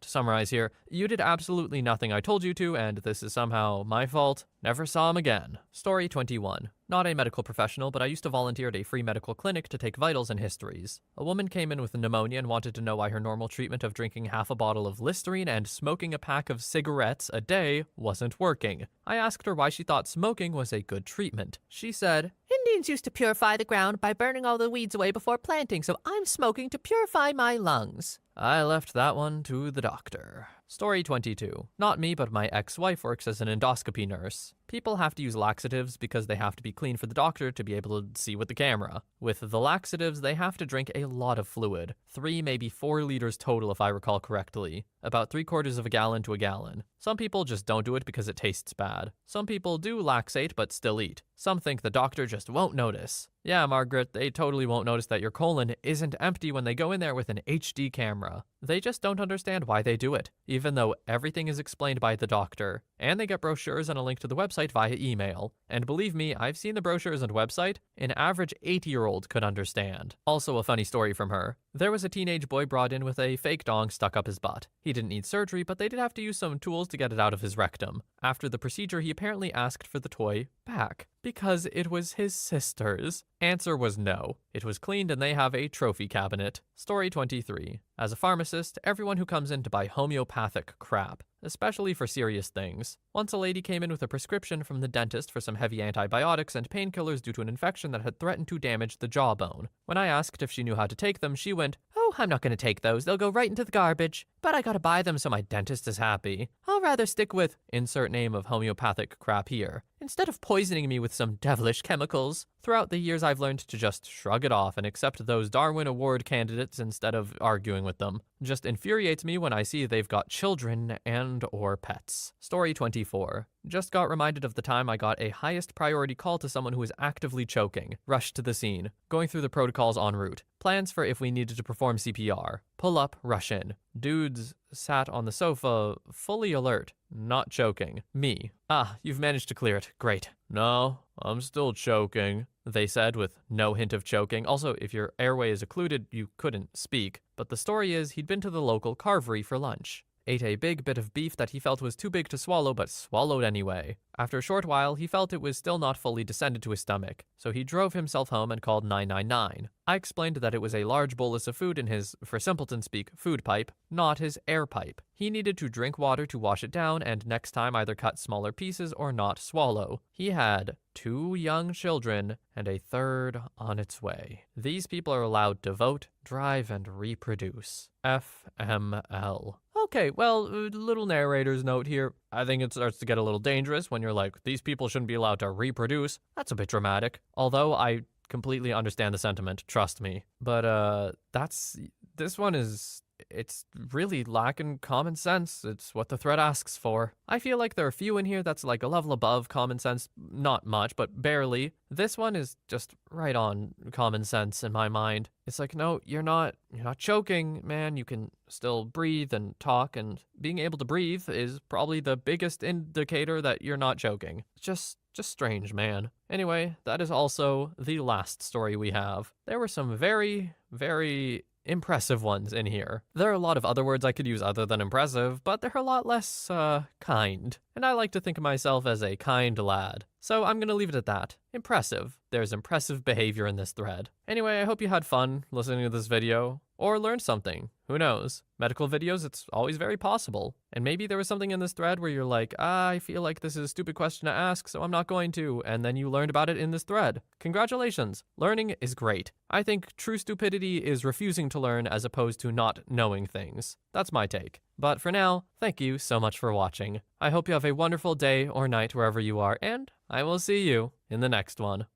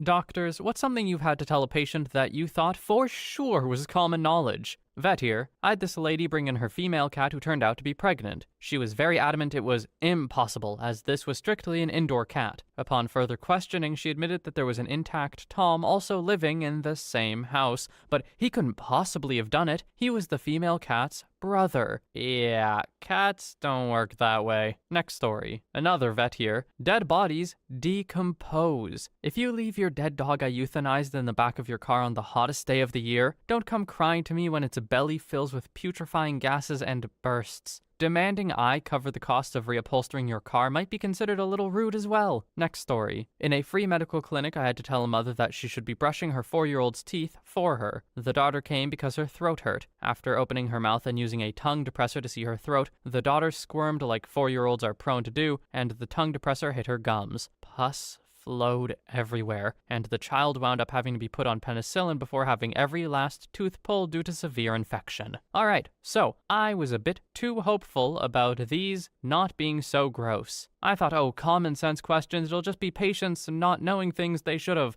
It'll be fine. No, it's medical stuff. Of course it's gonna be disgusting. Oh, also totally just saw there was an edit, so gonna read that now. Edit. You should start brushing your infant's teeth as soon as they start teething and do a gentle gum massage with a baby toothbrush before that. Use safe-to-swallow toothpaste before the child is 10. Let the child brush their own teeth as soon as they're able for practice, and then have an adult brush them at a 45-degree angle towards the gums in small circles. Children should be supervised advised brushing their teeth until they're at least 12, or longer if necessary. This occurred in Nicaragua, quite far from any major city, and wasn't reported because the mother did follow-up and kept the appointment for extractions. The thought of brushing her daughter's teeth simply never arose. Before modern toothbrushes were invented, people used bones, porcupine quills, sticks, and chew sticks. The ancient Romans had toothbrushes as well. And yes, you should brush your pet's teeth. Pet toothpaste only, no fluoride. No, I didn't murder the mother. She was provided with 6 months' worth of dental supplies for both of them and thoroughly educated on dental hygiene. Next story. I once had a patient with a cancer diagnosis completely depressed about not being able to see their family anymore. I was confused. I'd spoken with this individual's spouse and extended family who seemed supportive. There wasn't any indication of family problems, etc. It turns out that this individual thought that genetic and family history meant something similar to contagious, leading them to the conclusion that one should stay away from loved ones lest it be spread throughout the family. That was one clarification I was so happy to give. Edit. To those wondering how such a misunderstanding is possible, keep in mind we ought not judge. Not everyone has the benefit of a good education, nor is everyone part of a generation and culture that has always had medicine and science in their lives. Other times, language and jargon can be a barrier to understanding. I was not the physician that failed to communicate the issues effectively, but we were all glad that at least this problem could easily be dealt with. Next story. Podiatrist buddy told me this one. Lady has to have foot amputated and is given waiver forms to sign pre-op. Buddy asks if she needs time to think about it. She's very nonchalant and doesn't seem to care much what they do. He gets suspicious and probes a bit as to why she's not more concerned. She says she gets that they have to operate and it's fine because the foot will grow back. He then has to explain she is not a salamander. Things get a bit more serious. Edit. This happened in Florida. The lady had to have the op done anyway, but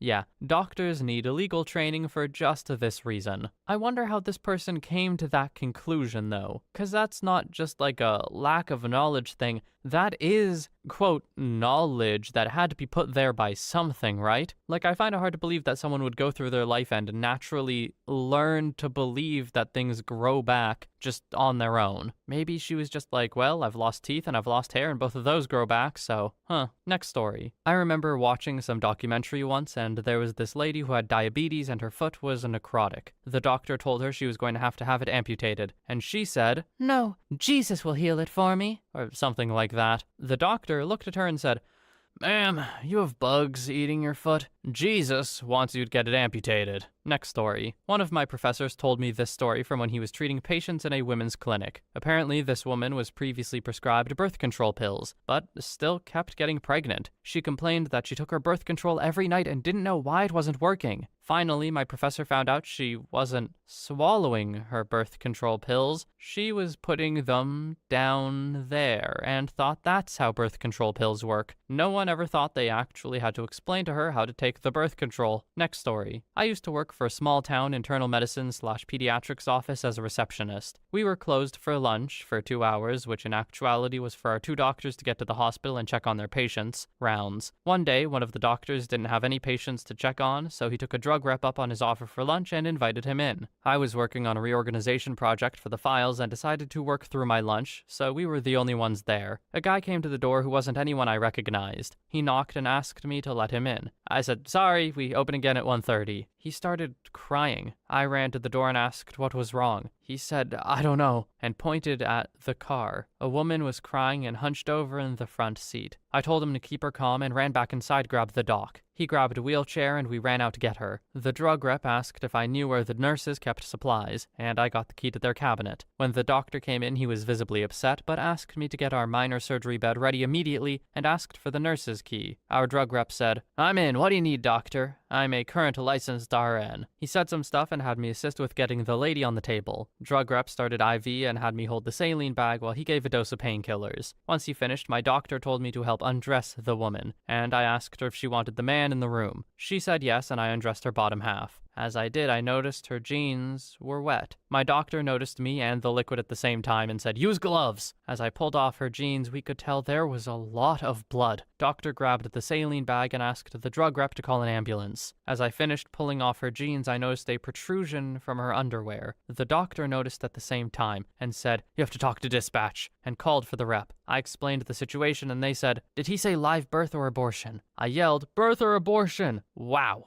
I was stupid at 20. She freaked, and her husband started crying. The doctor said, possible spontaneous or birth, likely spontaneous. I told them and started to hear the sirens. The rep met them at the door to explain, and it turns out she had her tubes tied 10 years prior in Mexico that didn't take. It turned out it was a stillborn at 28 weeks. She had no idea she was pregnant and had 4 kids already. They were devastated. She was already mostly there. The protrusion I saw was the head, so they had her deliver in our office before taking her to the hospital. As our staff came back from lunch, I met with them outside to explain why an ambulance and fire truck were there, telling them they could go home because we were closed for the day. I called our afternoon patients and rescheduled. The other doctor made house calls to anyone that he or they felt couldn't wait. It was awful, but it happens. And I hate it when people think that people are just so stupid for not knowing. This is an absolutely heartbreaking, tragic story, but how did this relate to the prompt? What in here was common sense? Or the last sentence made me think that OP was saying that people shouldn't think that people know certain things. I don't really get it.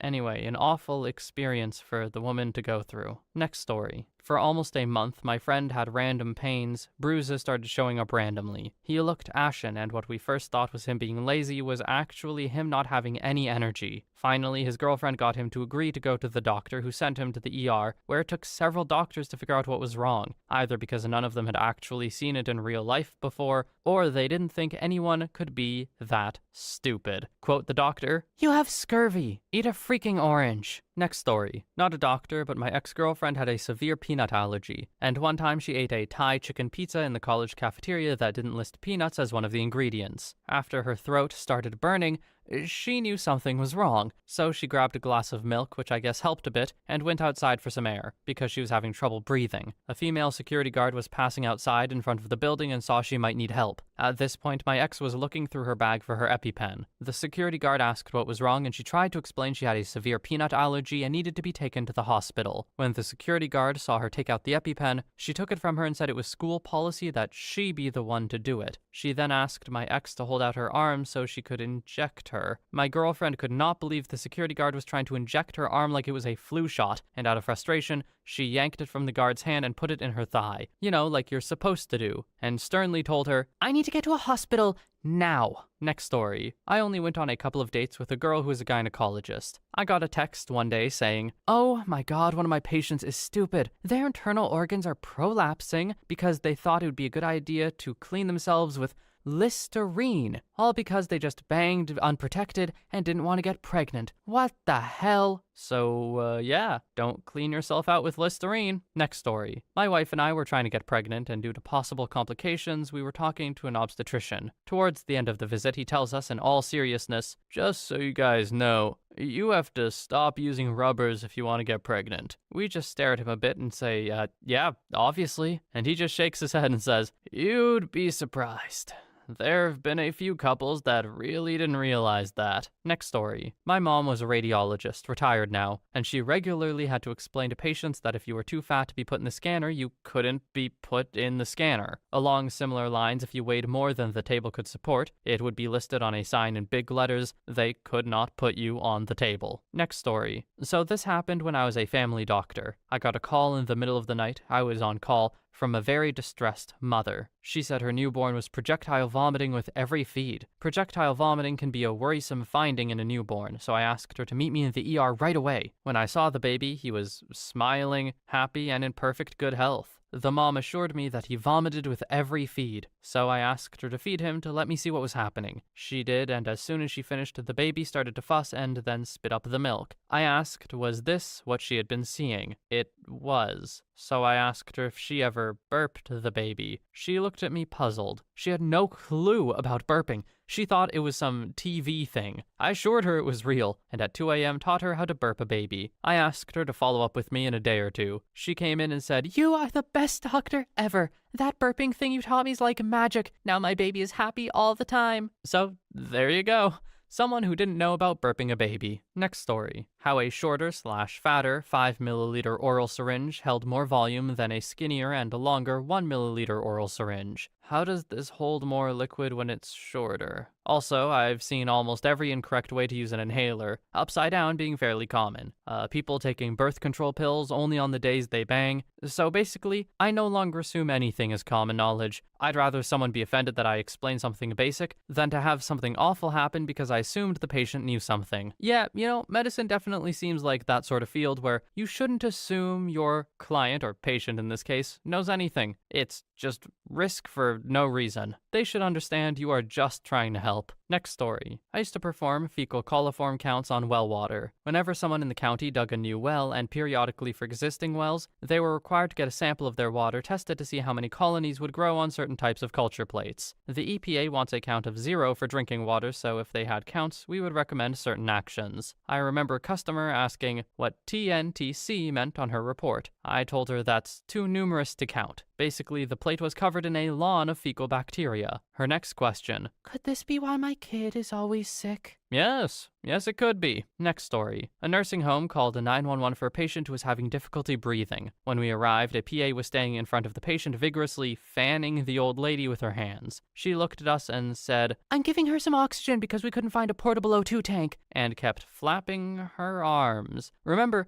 this is a physician assistant, probably making $100,000 a year. I informed her she could stop now, and my partner and I did our best to wait until we were outside to start laughing. Next story. I'm not a doctor, but I'm an ER nurse. I had a patient come in for an STD check. She was very upset and continued to tell me that she only had one partner. Progressing through my assessment, she further divulged that even if he was sleeping with other people, it shouldn't matter because, quote, he uses a rubber every time and he makes sure to wash it thoroughly after every use. I asked what she meant.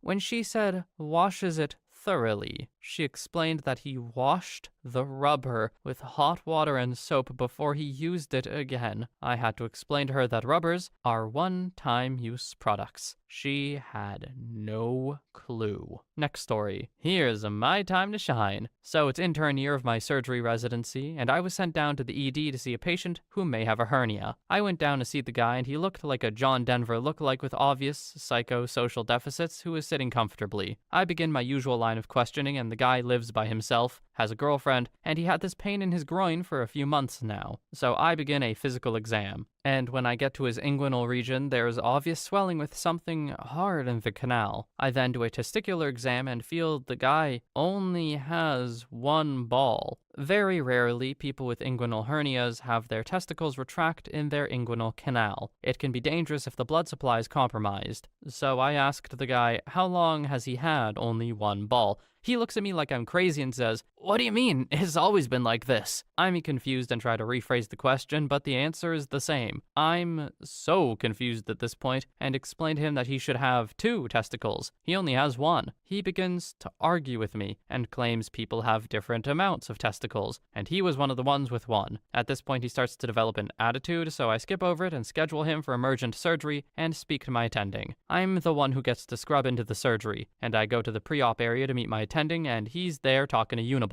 Uniball and his girlfriend start pointing at me and getting heated with my attending. I approach them and ask what's going on. They start shouting that I tricked them into thinking there was something wrong with the dude's testicles, and I caused unnecessary worry. The attending and I had to explain to the dude and his girlfriend that the overwhelming majority of people have 2 testicles. It was abnormal to have just 1. They refused to believe us. So we end up taking him to the OR and pulling the hidden testicle out. Long story short, it was like a testicle diamond. It was rock hard and super compact. It looked like a super dense, hard oyster, just so you know. TLDR, I had to explain to a guy and his girlfriend that it was not normal to have anything but 2 testicles. They still don't believe me. 1, his testicles somehow retracted at some point in his life. 2, I'm assuming the girl wasn't with many guys in the past. 3, no, it wasn't viable. And 4, no, it didn't have cancer. Next story. Not a doctor, but a nutritionist. I work with a lot of different patients, and I have tons of stories about food stupidity. Had a lady have bariatric surgery. Your stomach gets surgically stapled smaller. Her mother kept trying to force her to eat real food the day of the surgery when she was on a liquid diet. She would eat it, puke, rip her stitches out, repeat. We had to ban the mother from seeing her because she would literally blackmail and guilt trip this poor lady into eating a whole pizza, barf it all up because her poor post-surgery stomach couldn't handle it, and end up ripping out stitches and causing enormous pain, all because her mother was positive she would die if she were on a liquid diet for a couple of days. Another lady I was seeing for clinicals was diabetic, and she would come in every week with stupid high blood sugar levels, 250 to 560-ish. She wouldn't know why they were so high. She kept a record of everything she ate, and all her food intake seemed fine. One day her husband came with her, which was weird,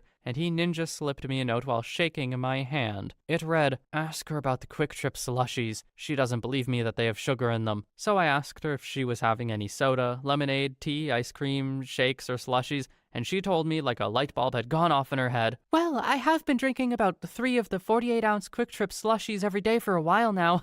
They're just so good. And they aren't food or drink, they're slushies, so they don't have any sugar in them. I don't need to record them." It was hard to convince her that those are so full of sugar, it isn't even funny. But seriously, 3 a day on a type 2 diabetic? Oh, it was one of the stupidest things I've ever heard in my life. Next story. So my dad is a trauma anesthesiologist. My childhood was often colored by grisly stories of gunshot and stab wounds, terrible car accidents, and freak accidents. He worked in a trauma hospital in a city known for its crime. Not Detroit, but he kept busy. His favorite story, though, aside from giving anesthesia to a cow, is that a man once came in with big chunks of metal that had entered his skull just under the eyebrow. The dude was lucky he lived. Apparently, he'd been operating some dangerous machinery and it had blown up on him. However, when they pulled out the chunks from his head, on a few pieces they could make out the factory-printed words, "Always wear eye protection." If the dude was using his eye protection, you'd think nothing would be entering his head near the eyes. The fact it had the warning on the pieces that were implanted in his head is crazy. Just the universe being like, "Hey buddy, I gave you a free one, don't do it again." Next story. My dad was an OBGYN in Liverpool in the late 70s. He once had a couple come in to see him who were trying to get pregnant but were failing. Investigations proved that both had nothing wrong with them. So, they were invited in for a chat. He explained the results and the couple said they were banging regularly and couldn't understand why they weren't getting pregnant. Detecting a hint of stupidity, he asked how they went about doing the deed. He was putting his chicken in her belly button because that's where the baby needed to go. TLDR, Dad had to explain how to bang to 2 adults. Edit. Sadly, he didn't have the option of preventing them from contributing to the gene pool. That kind of thing gets you struck off. I don't think it's their fault they didn't know. I guarantee it's some schooling failure at that point. There is a little bit of a biological question of just, how you would have figured it out if we were not so advanced as a species. And, well, maybe they wouldn't. But hey, this is why proper sex ed is important, kids. Next story. Eye doctor here. I've got 2 main ones. First, when I ask them to follow a light as I move it around to check their eye movements. I'm asked, with just one eye or both? I really want to say, if you can do one eye at a time, I will be amazed. Second, the prescription cannot run out of your glasses. They don't need a refill. You didn't clean them too much and wash out some of the prescription. You just need new glasses. Next story. My mother who worked as a pediatric nurse. She had a mother whose child was putting on a startling amount of weight. This was bad, since the patient's mother was obese and had diabetes and they wanted to control weight gain for the baby. So they went through the feeding schedule. Baby was due for a bottle during the checkup. The mother whips out a bottle during appointment. My mother is startled to see the milk is bright freaking pink. She asks why the milk is bright goddamn pink. The child's mother explains that her kid prefers the milk if it has strawberry quick mixed in, and then he drinks more milk. The mom did not get the connection between quick and weight gain. Next story. Saw a show about super obese people a few years ago. One of the doctors said that one of his patients couldn't understand how he got so big as he ate fruits and vegetables. The doctor had to point out that eating 30 bananas, 20 oranges, 40 apples, etc. a day will still make you fat. Next story. story. If you're Canadian, you probably remember the Sunday night sex show with the Dr. Sue Johansson. An adult male called in complaining about a horrible smell coming from his dong and how he thought it was some kind of infection. So Dr. Sue quizzes him on his self-hygiene, and after she mentions pulling back the foreskin when cleaning, the guy stops her, asking her to repeat what she just said. He had never learned how to properly clean himself and had never retracted his foreskin before because it hurt. It seems the foreskin had bonded itself to the glands. No, don't rush to the comments. I'll do it for you. Oh! You're welcome. Next story. I had an old lady come in with a massive bleed in her brain. She was pretty much gone. I had to explain to her tearful son that there was nothing we could do. He said that he loved his mama and he would give anything for her. So he asked us to give her his brain for a brain transplant. I was actually left speechless for a minute and then had to spend another 20 minutes explaining why that wasn't possible. Next story. My dad is a family doctor in the States. A woman came in for a well baby check with her 6-month-old and she had what looked like chocolate milk in the baby's bottle. So he started explaining to her as kindly as he could that she shouldn't be giving her baby chocolate milk, at which point she interrupts him. She says, Oh, that isn't chocolate milk, it's coffee. He just loves it. Next story. Not a doctor, RN in the ICU. I've seen some really stupid people over the years, but a few weeks ago, a patient's family got into a verbal altercation with me over the fact that I was trying to, quote, freeze his mother to death. He kept pointing to the digital thermostat displaying a temperature of 23 degrees Celsius. We are in the US. When I gently explained to him that 23 degrees Celsius isn't cold at all, he just kept pointing to the display and shouting, "You don't think 23 degrees is cold?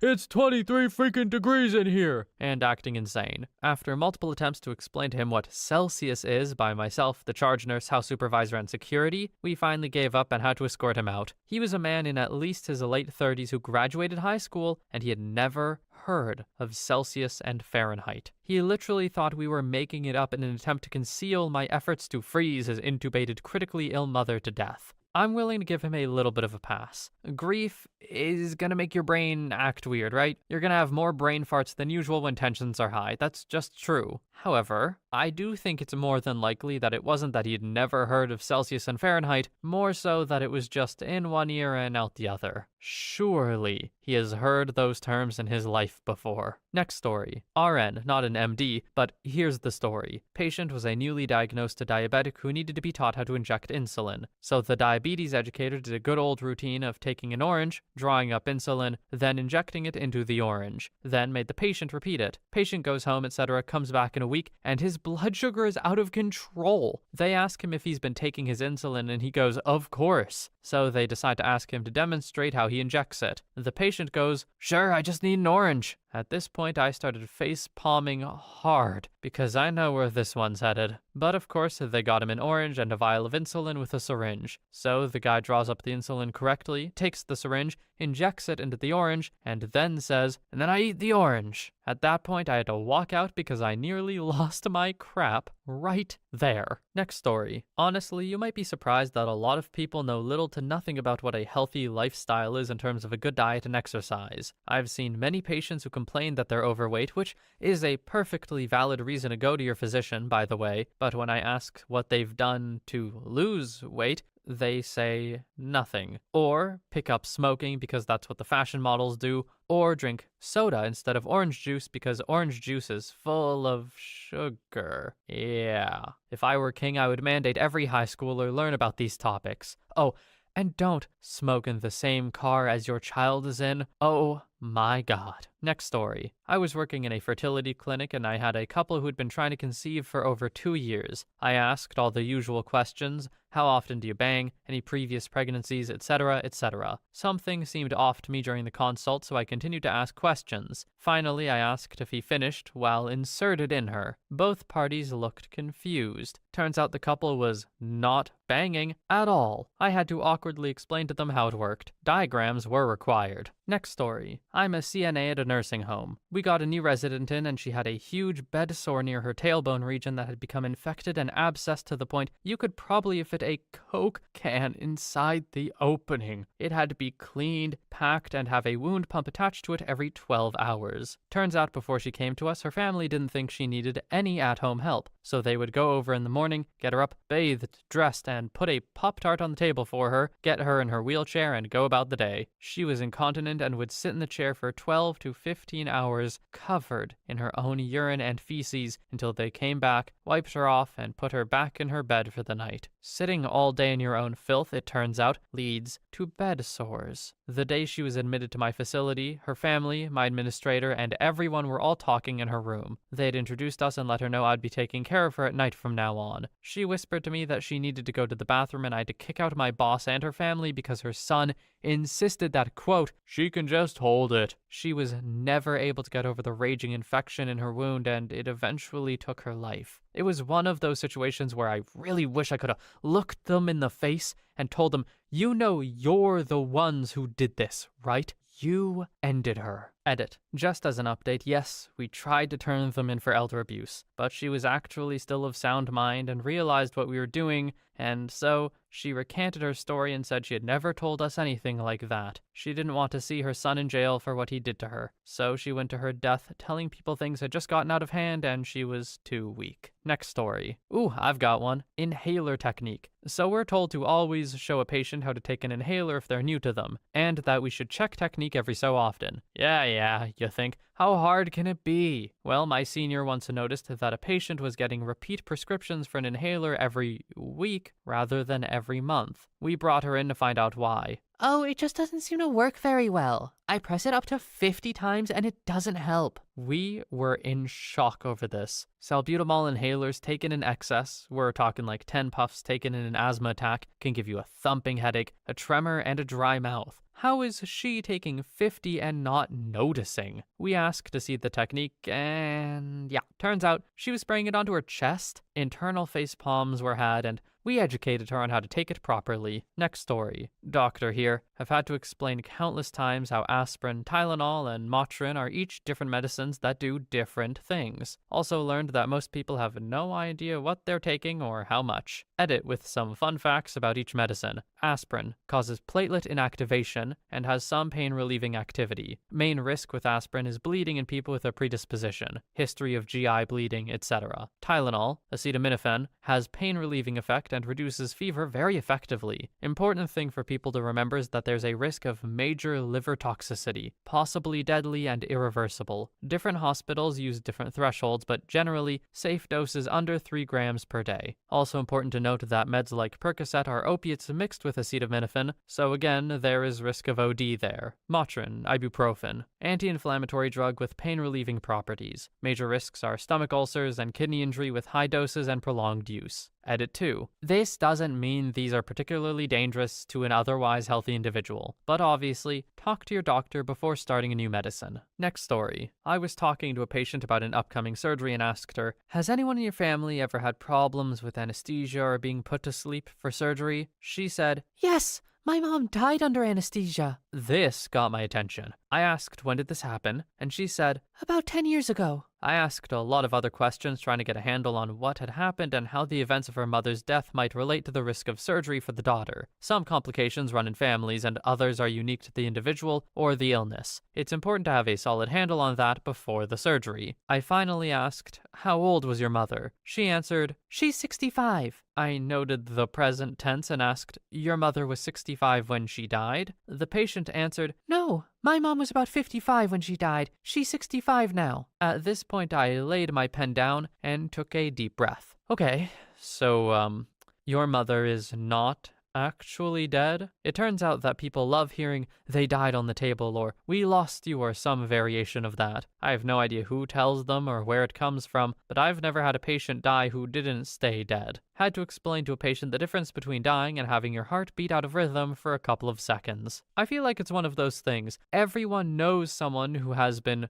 like, medically dead, right? I feel like I've heard these stories so much. I don't actually know the medical definition of dead, so maybe it's all nothing. Maybe it's all lies. But I have heard this a lot. Next story. That vaccines are needed to help keep people and pets from getting terrible diseases and dying horrible deaths. Work at a vet clinic and a puppy was diagnosed with parvo, which FYI is a terrible disease that can be prevented with a vaccination. It ends the puppy by making them vomit and crap themselves to death, essentially, which is exactly what our blunt doctor told them. The owner said they didn't want to get the dog vaccinated before because they believed it would cause the dog to develop autism. They then left walking the dog out to our protests, spreading a highly contagious disease through a store filled with pets, including people bringing their puppies in, and called today to get some anti-nausea medicine so the dog could, quote, get better and be back to his old self instead of sick, gross, and annoying. The doctor had to speak with them again on the phone and just basically short of yelling said, your puppy is dying. Anti-nausea meds will not fix him. Taking him to the specialty hospital and having him admitted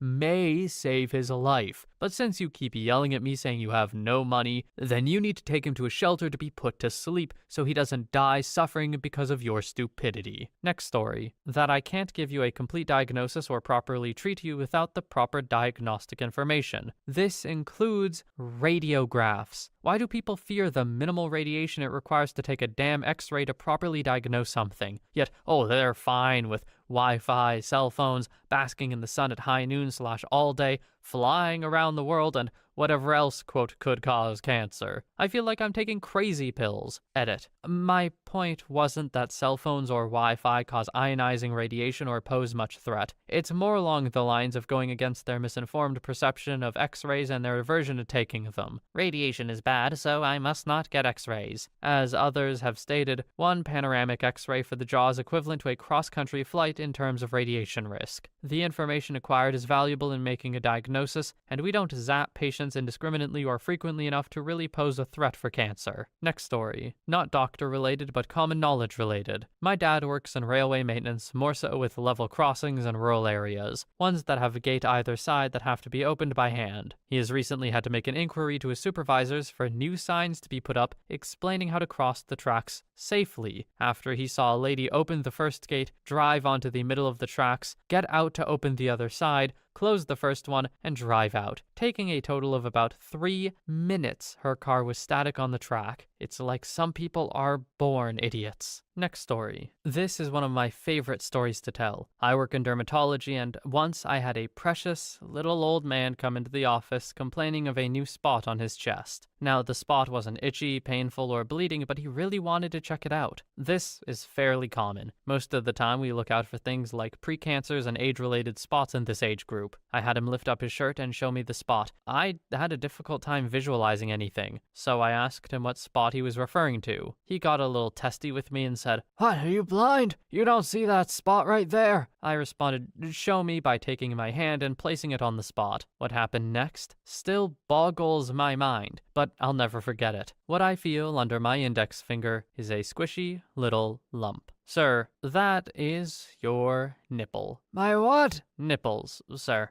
Everybody has these." Finally, he conceded with, "If you say so." I sent him home with the directions to just leave it alone, and then laughed so hard I dry heaved. TLDR, little old dude needed to be informed that he didn't need to fret because nipples. Next story. My grandmother was the ignorant one getting an explanation. She was 18 and in labor with her first child. She was the kind of lady to wear pants in the late 40s. The nurse looked her up and down and told her to put on the labor clothes. She took off her top and bra and got in bed. The nurse, really confused, "Take off your pants, too." Why, it comes out my belly button, right? asked Grandma. "No, darling, it comes out the way he came in." Next story. As a junior medical student on OBGYN, I was explaining tubal ligation to a patient and her significant other once. At one point he asked, "So you're gonna clip and burn the tubes, right?" "Yes, that's right." My next line was, "Although this occasionally fails, you should consider this permanent." All of a sudden he became visibly alarmed.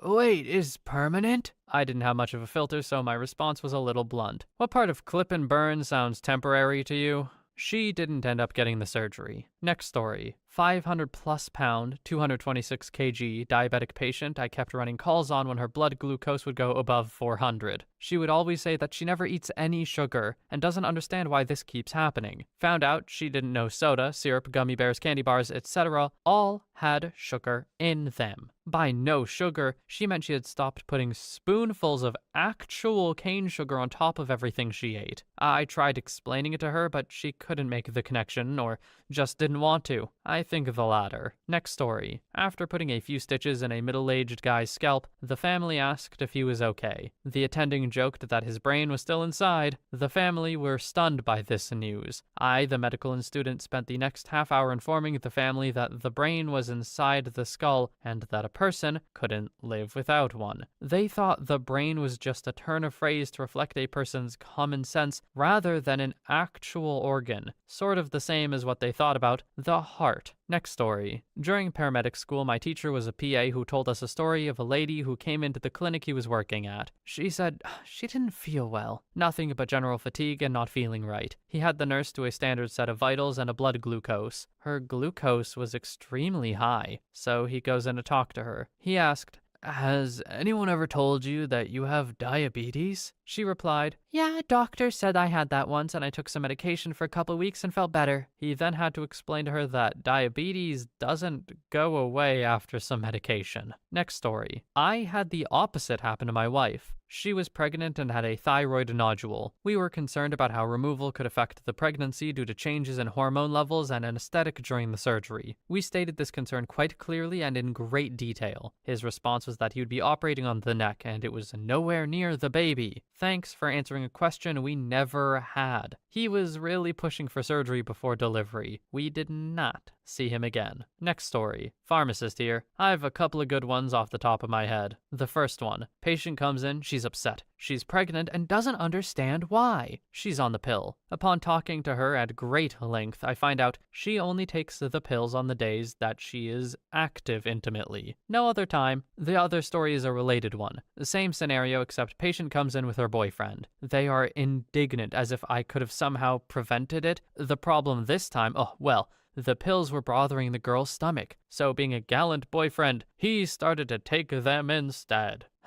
Yep, these are all true. Sometimes the things you see in pharmacy make you fearful for the future of the human race, and I'm not exaggerating. These stories are just the tip of the iceberg. Next story. Not a doctor, but whilst working at a hospital doing some voluntary work, there was a patient who came into A&E with really bad abdomen pain. We took an x-ray and we found out he was really constipated. The guy didn't stop taking Imodium. This could be a brand name and not the actual medicine name. Basically, medication to stop you from having diarrhea. But he kept taking them after he'd stopped suffering symptoms. When we told him, he looked like we just offended his family or something. I think he was suffering an internal facepalm attack. Next story. I didn't know I was circumcised until I was 22 years old. I somehow got the impression that circumcision was the removal of the mushroom part because our dog had recently been neutered. I assumed circumcision was part of that process, and I had happened to see the dog's dong a few times and it was without a mushroom. One drunken evening, many years later, my friends and I were all in a discussion about various dong types. Girls were around also. We were all telling our own opinions and asking the girls theirs. Well, it slowly became apparent something was wrong. Girl. I prefer them cut with a nice mushroom. They just look nicer. The uncircumcised ones look weird with all that extra skin. Me. Wait. What do you mean you hate the extra skin of an uncircumcised dong? I'm not circumcised and I have no extra skin. Maybe I don't have as much? We pull out a laptop and look at pictures of what dongs really look like in various states, and I am in shock. I call my mom over to my room. Mom, was I circumcised when I was born? Yes, of course. My mind was blown for a few days. It was one of the last times I made assumptions so lightly, and the beginning of me having a much deeper need to investigate things more thoroughly. Don't you just love a story with a good moral? OP's now gonna do his research. But also, come on, brother. How did you not figure that one out? Once again, yet another point for sex ed. Next story. Someone I knew when I was doing my welding training was an ER nurse. I assumed stories like the one he told me were why he was switching careers. That and welders make serious cash. A guy came into the ER very paranoid and twitchy, but seeming otherwise all right, until he turned his back on one of the nursing staff and revealed a knife handle sticking out of his back. Someone had stabbed him in the back and left the knife there. The guy wouldn't believe it. He said his family made him go to the ER, but he thought they were crazy. Several doctors and nurses, even with a combination of mirrors, an x-ray, and pictures on camera phones, couldn't convince him he had a freaking knife sticking out of his back. He kept insisting they were trying to scam him. Even when he put his hand back there and felt the blood, he insisted they put it there, and it wasn't his. Eventually, they got him into surgery and removed the knife, but for a good hour, they had at least 10 people trying to convince this guy